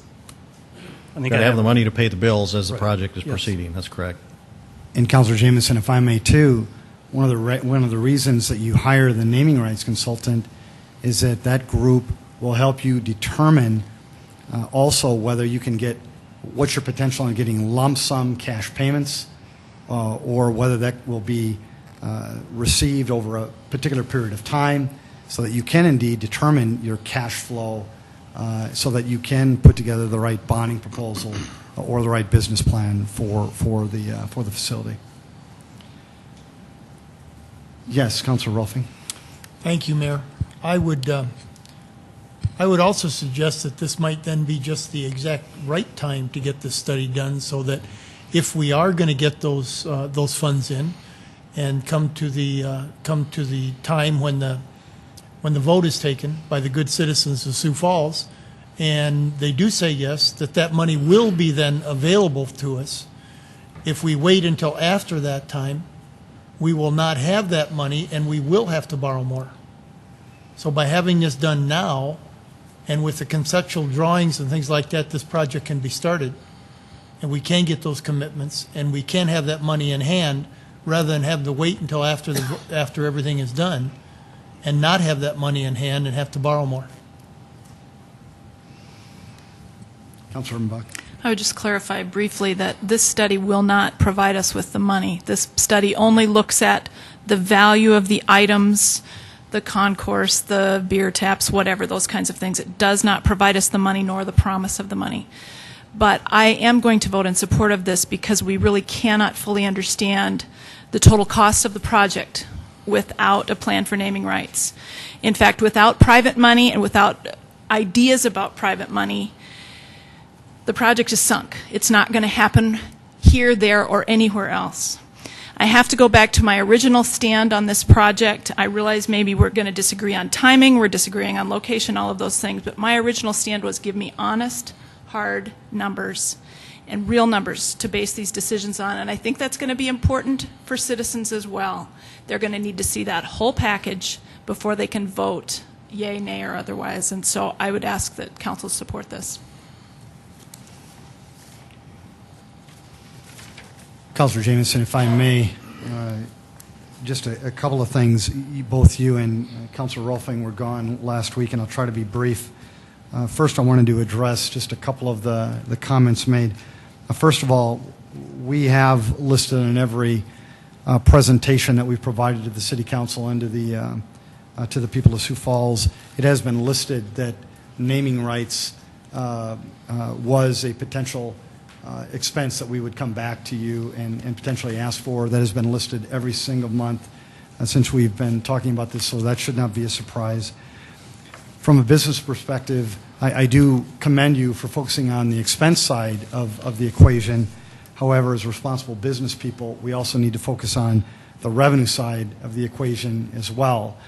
And that's just so critical, especially with a $100 million potential investment like we're making. I think you folks have been very, very clear throughout the discussion just how important the budget is, the operating side of the equation.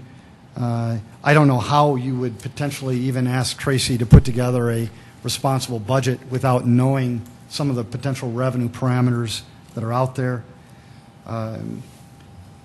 There was a comment made that we've generated approximately $5 million for the zoo. I think that's a wonderful thing, but what if the potential for the zoo was $6 million? That's the piece. That a potential $35,000 investment or $65,000 investment, you make that up so quickly if you just acquire a bit more revenue over and above the amount of what you charged out. I don't want to diminish the things that the zoo has done. Mr. Mayor, point of order. The zoo is off the table at this point with that amendment, is that correct? I was just explaining the value of the naming rights. I understand that, but... Of the naming rights. Last but not least, I did present this last week, and Councilor Jameson, I apologize, you and Councilor Rolfing were gone. For the sake of the community, they saw it last week, but it is an item that touches on, in order for us to break even on this expense, if it was a $35,000 capital item for the event center project, we only need $35,000 in extra revenue to break even. I'll present that to Councilor Rolfing and to Councilor Jameson for their review. Is there any other discussion, City Council, at all? Councilor Jameson? Well, to belabor the point, I'm not arguing with the fact that we need this study. I think I said that a long time ago. I don't like the way it's been asked for. I don't like the way that we're funding this whole project as we go. We can get this done later, after the public weighs in and says yes or no.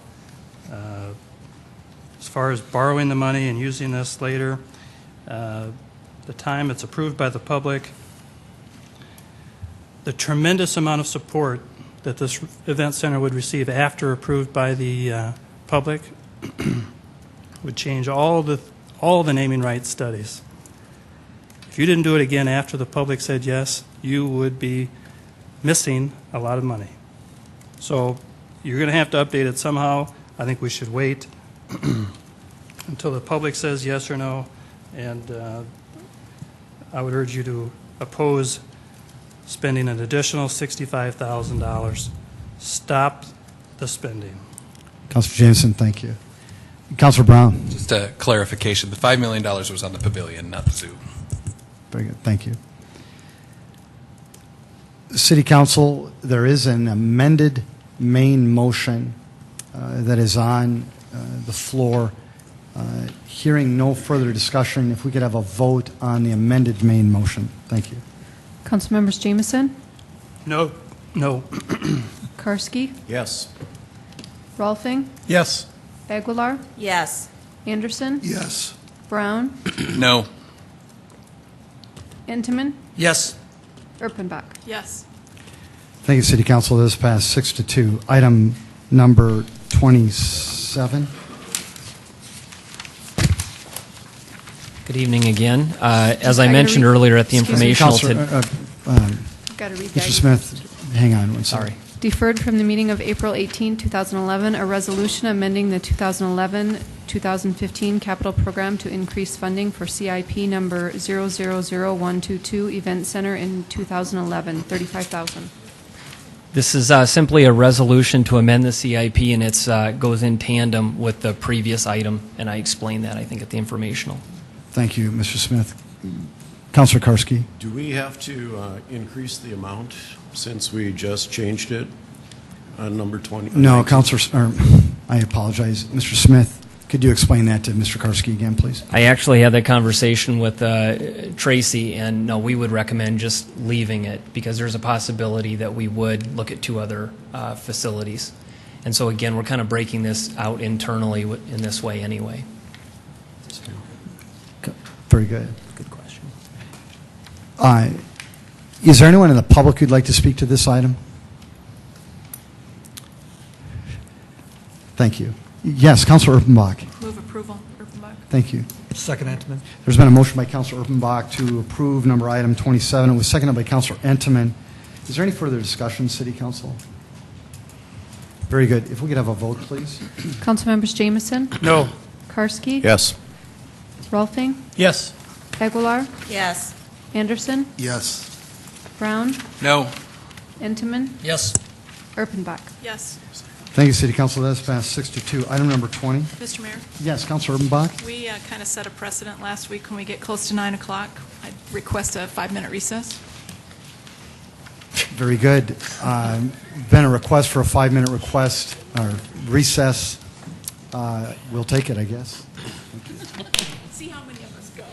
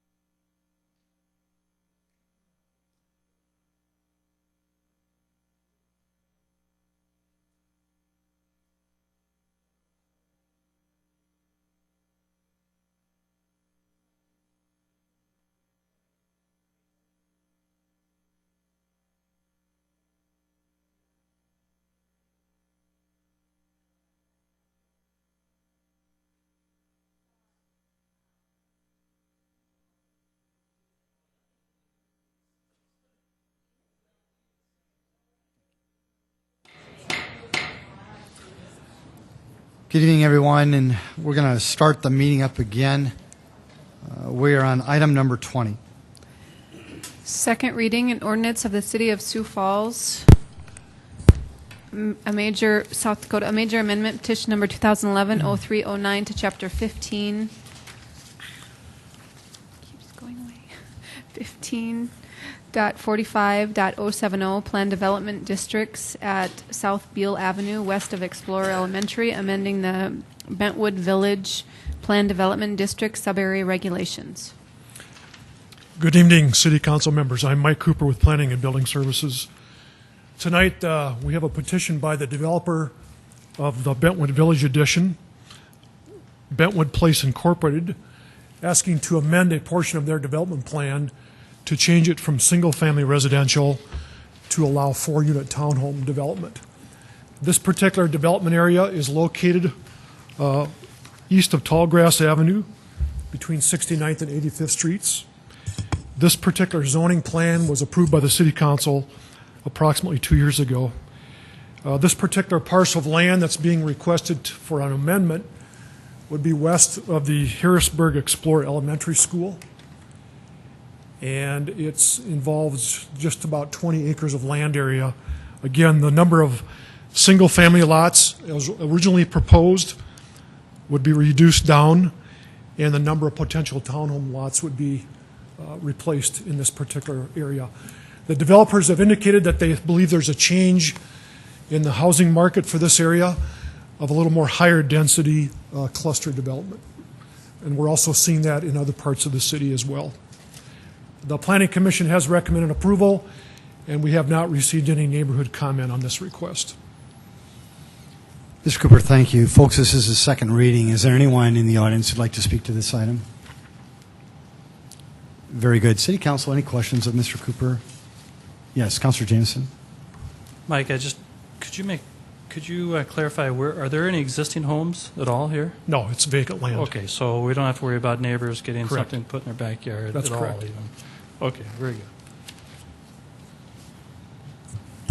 Move to approve, Entman. There's been a motion by Councilor Entenmann to approve item number 20. It was seconded by Councilor Erpenbach.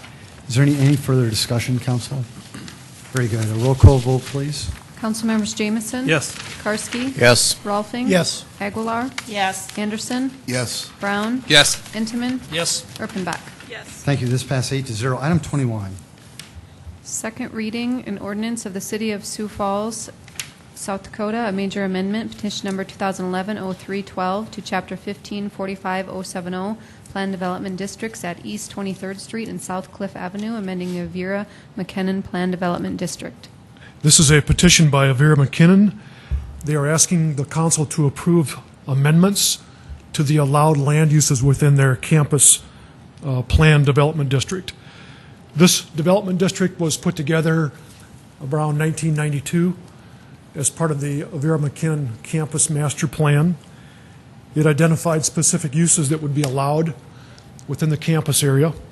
This amendment would add on-sale alcohol and off-sale alcohol as allowed uses within this campus plan development district. And it would also specify that all alcohol-related uses are to be an accessory use to a private party function, fundraiser, or other events. No separate primary alcohol use, such as a bar or liquor store, would be allowed with this amendment. Avira McKinnon has discovered that over the years, actually in recent years, because of the interest in having these kind of events within their campus area, that they've had to go through anywhere from 10 to 15 special one-day permit requests per year. And so this would eliminate the need to do that for each individual event. And we have asked for a reputable spokesperson to be here tonight in case the council had questions about this amendment request. That's my report. Very good. Okay. Mr. Cooper? Move Brown. Second, Karski. Folks, I apologize. Before we do that, and I apologize, just following the rules that you've set out for me, is there anyone in the audience who'd like to speak to this item before the council makes a motion? Very good. Councilor Brown has made a motion to approve. It was seconded by Councilor Karski on item number 21. Thank you, Councilor Brown, for letting me do that. Is there any further discussion? Hearing none, a roll call vote, please. Thank you. Councilmembers Jamison? Yes. Karski? Yes. Rolfing? Yes. Aguilar? Yes. Anderson? Yes. Brown? Yes. Intiman? Yes. Erpenbach? Yes. Thank you. That is passed 8-0. And to the Avera McKinnon folks, thanks for staying so long. We appreciate that. Item number 22. An ordinance of this, or second reading, an ordinance of the City of Sioux Falls, South Dakota, rezoning, amending the Code of Ordinance of the city by adding 2 legal descriptions and deleting 4 legal descriptions to section. Item number 22.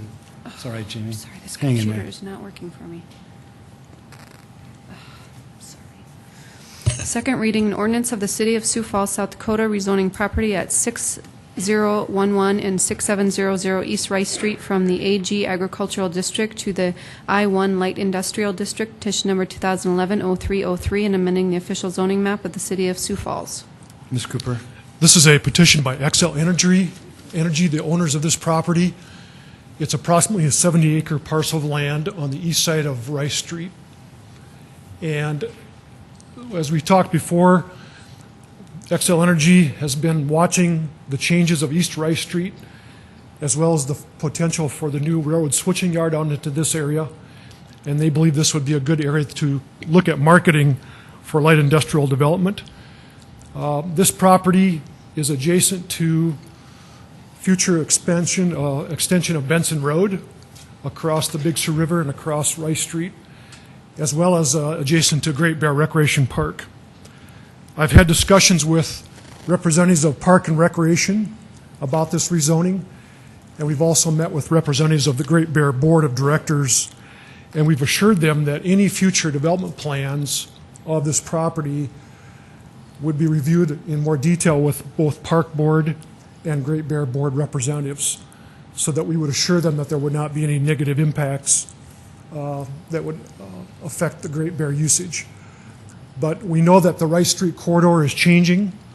There's a lot of existing vacant property that we think has great potential for future economic development, and this is one of those that has been identified by Xcel Energy.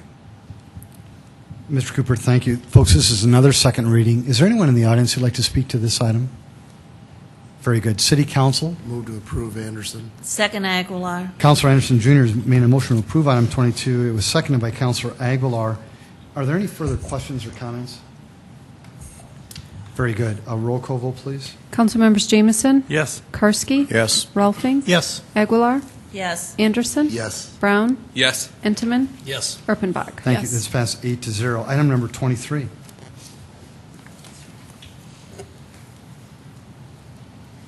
Second reading, an ordinance of the City of Sioux Falls, South Dakota, amending the Code of Ordinances of the city by adding 2 legal descriptions and deleting 4 legal descriptions to Section 39-82A, providing for rural service district lands. Ms. Cooper. This is a request to the City Council to update our map that shows the designated rural service district properties. These are properties that when they are annexed, they remain vacant and in agricultural use. And in accordance with state law, the City Council can designate those as rural service district lands, which essentially means that they would continue to be taxed as if they were still in the township. They would be taxed as ag rather than non-ag levies. And we are asking to add 2 properties that meet the qualifications, and we're also deleting 4 legal descriptions that have gone through various stages of development. We typically review these requests with the county auditor's office, our registered deeds office, before bringing those to the City Council for your action. Ms. Cooper, thank you. Is there anyone in the audience who'd like to speak to this item? Very good. City Council. Move to approve, Brown. Second, Intiman. Councilor Brown's made a motion to approve item 23, seconded by Councilor Intiman. If there's no further discussion, if we could have a vote, please. Councilmembers Jamison? Yes. Karski? Yes. Rolfing? Yes. Aguilar? Yes. Anderson? Yes. Brown? Yes. Intiman? Yes. Erpenbach? Yes. Thank you. That is passed 8-0. Item number 24. First reading, an ordinance of the City of Sioux Falls, South Dakota, amending, goodness, City of Sioux Falls, South Dakota, amending Appendix C of the Code of Ordinances of said city by rezoning property at 6902 West 12th Street from the A1 Agricultural District to the C Commercial District. The Planning Commission recommends approval. Mr. Cooper? This property is located within our joint zoning jurisdiction that we have with Minnehaha County. It's located along the north side of West 12th Street, west of Skunk Creek. It's approximately 1 acre of land. Wayne Dollarud is the petitioner and is looking at future development of commercial uses within this area. We do have some long-range master plans for this particular area, but right now there's no immediate plan for annexation of this property. So we've been working with the property owner as well as Minnehaha County planning staff to change the zoning. If it ever does become annexed, it would still retain this zoning as being proposed to both the City Council and the County Commission. City Council, any questions or comments? Councilor Urbanbach. Just one question. Mike, what's the zoning next to it then? Is it all ag, that whole row then? Yeah, the unincorporated area is agricultural. Okay. Councilor Rolfing? Yeah, could you go back to the slide which shows all the lots there? Right there next to it, are those houses or what? There are some homes in that area, yes. Both the city and the county work together on our comprehensive planning, and we have shown this area as a future commercial development area. Okay. No, have you talked to any of the houses or anything? Yeah. Any of the homeowners or anything there? At the Joint Planning Commission hearing, there were no neighborhood concerns with this petition. Okay. Yes, Councilor Karski. Yes, sir. I believe there's a mobile home park there. Is that correct? Or there are some mobile homes in that area, yes. And how is that zoned when we have a mobile home park? The mobile home park that's in the city limits has a mobile home park designation to it. Okay. Mm-hmm. Okay. And then to the south is Legacy Park, which is also in the city limits. City Council, would anybody like to set a hearing date and second reading for the joint City Council Minnehaha County meeting on Monday, May 16th at 5 p.m. for item number 24? So moved, Karski. Second, Aguilar. Thank you so much, Councilor Karski. Seconded by Councilor Aguilar. Is there any further discussion? Vote, please. Councilmembers Jamison? Yes. Karski? Yes. Rolfing? Yes. Aguilar? Yes. Anderson? Yes. Brown? Yes. Entenmann? Yes. Erpenbach? Yes. That's passed 8-0. Item 25. First reading, an ordinance of the City of Sioux Falls, South Dakota, providing supplemental appropriations for the recodification of city ordinances. Councilor Anderson, Jr. or Deborah? Please, I'm sorry, Deborah. That's okay.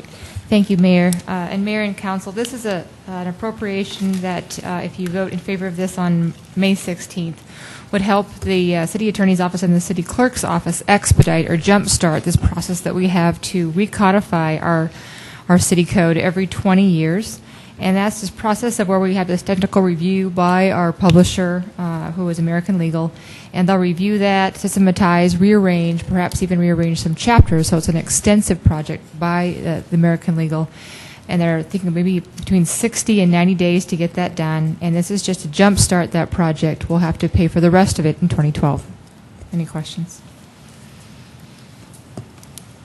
Deborah, great job.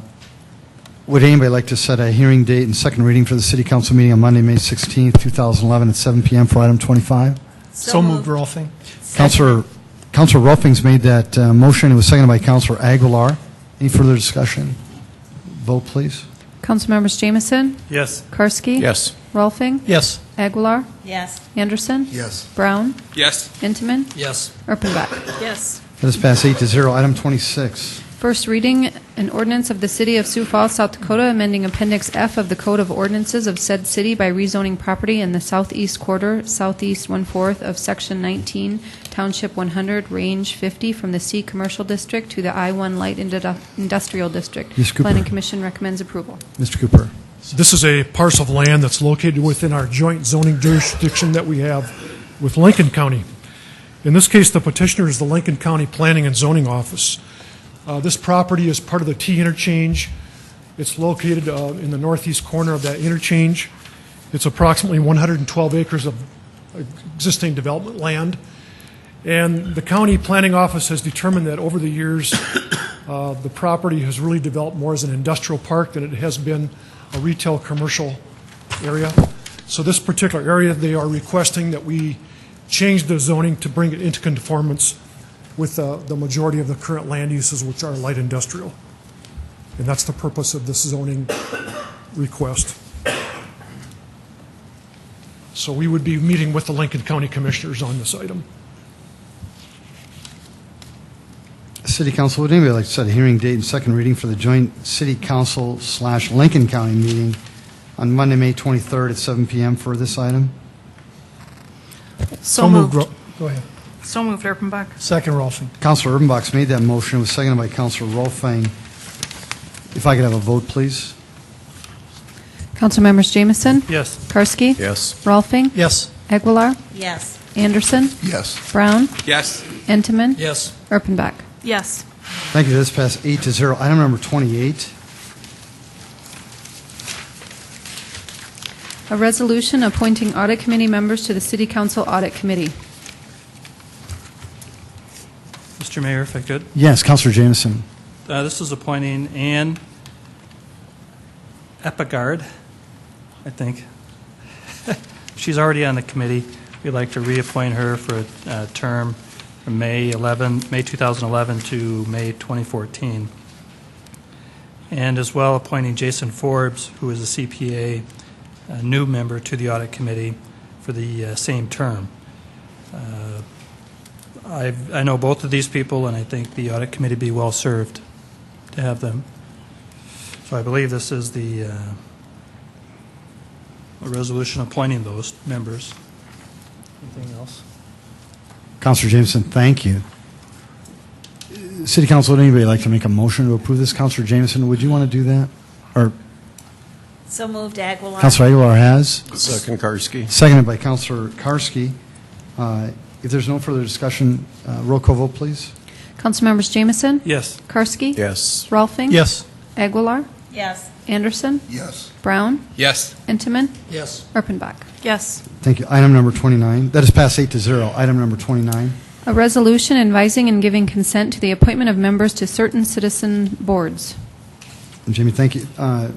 City Council, there are a number of citizen boards in which the mayor has the ability to appoint them. However, it does need your consent. What we've done in the past to make it more transparent to the people of Sioux Falls, we have had the clerk's office read these into the record, which is a good idea. Would you mind? Richard Vandemark, Washington Pavilion Management, Inc., Board of Directors. Julie Briggs, Disability Awareness Commission. Vicki Nelson, Disability Awareness Commission.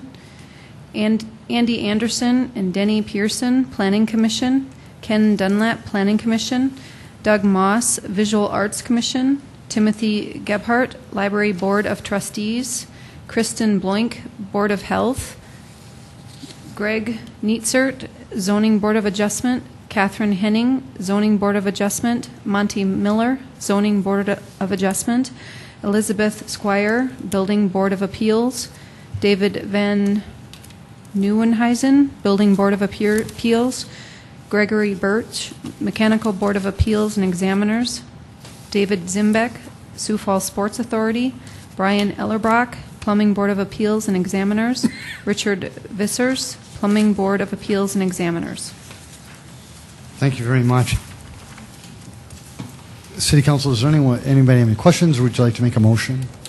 Move to approve it. Second, Erpenbach. Councilor Entenmann's made a motion to approve item 29. It was seconded by Councilor Erpenbach. Any further comments? A vote, please. Council members Jamison? Yes. Karski? Yes. Rolfing? Yes. Aguilar? Yes. Anderson? Yes. Brown? Yes. Entenmann? Yes. And Councilor Erpenbach. Erpenbach, I'm Yes. sorry. That is passed 8-0. Item 30. A resolution establishing a salary program that maintains a market competitive salary range with a pay for performance program for the appointed position of budget analyst. Deborah? Thank you, Mayor, You're welcome. Mayor and Council.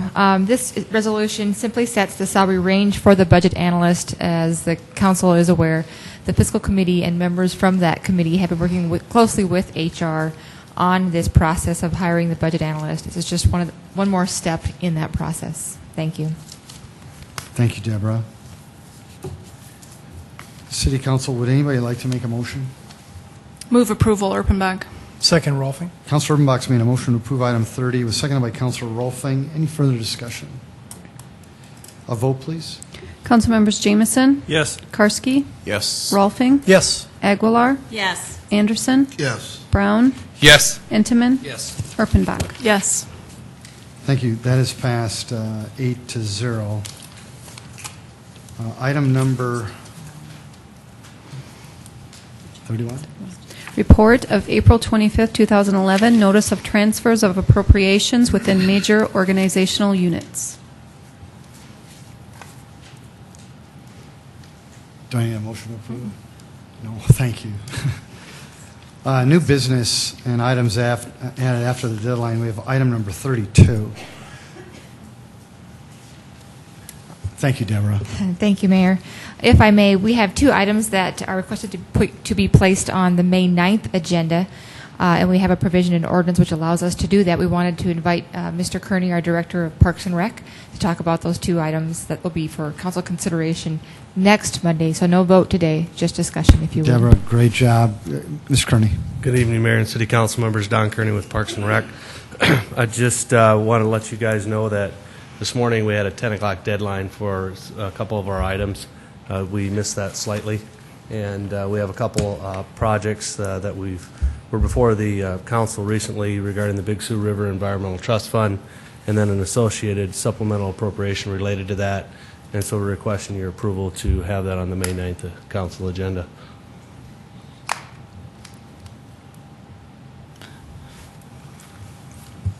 Thank No action. you. So, do we do anything, Deborah?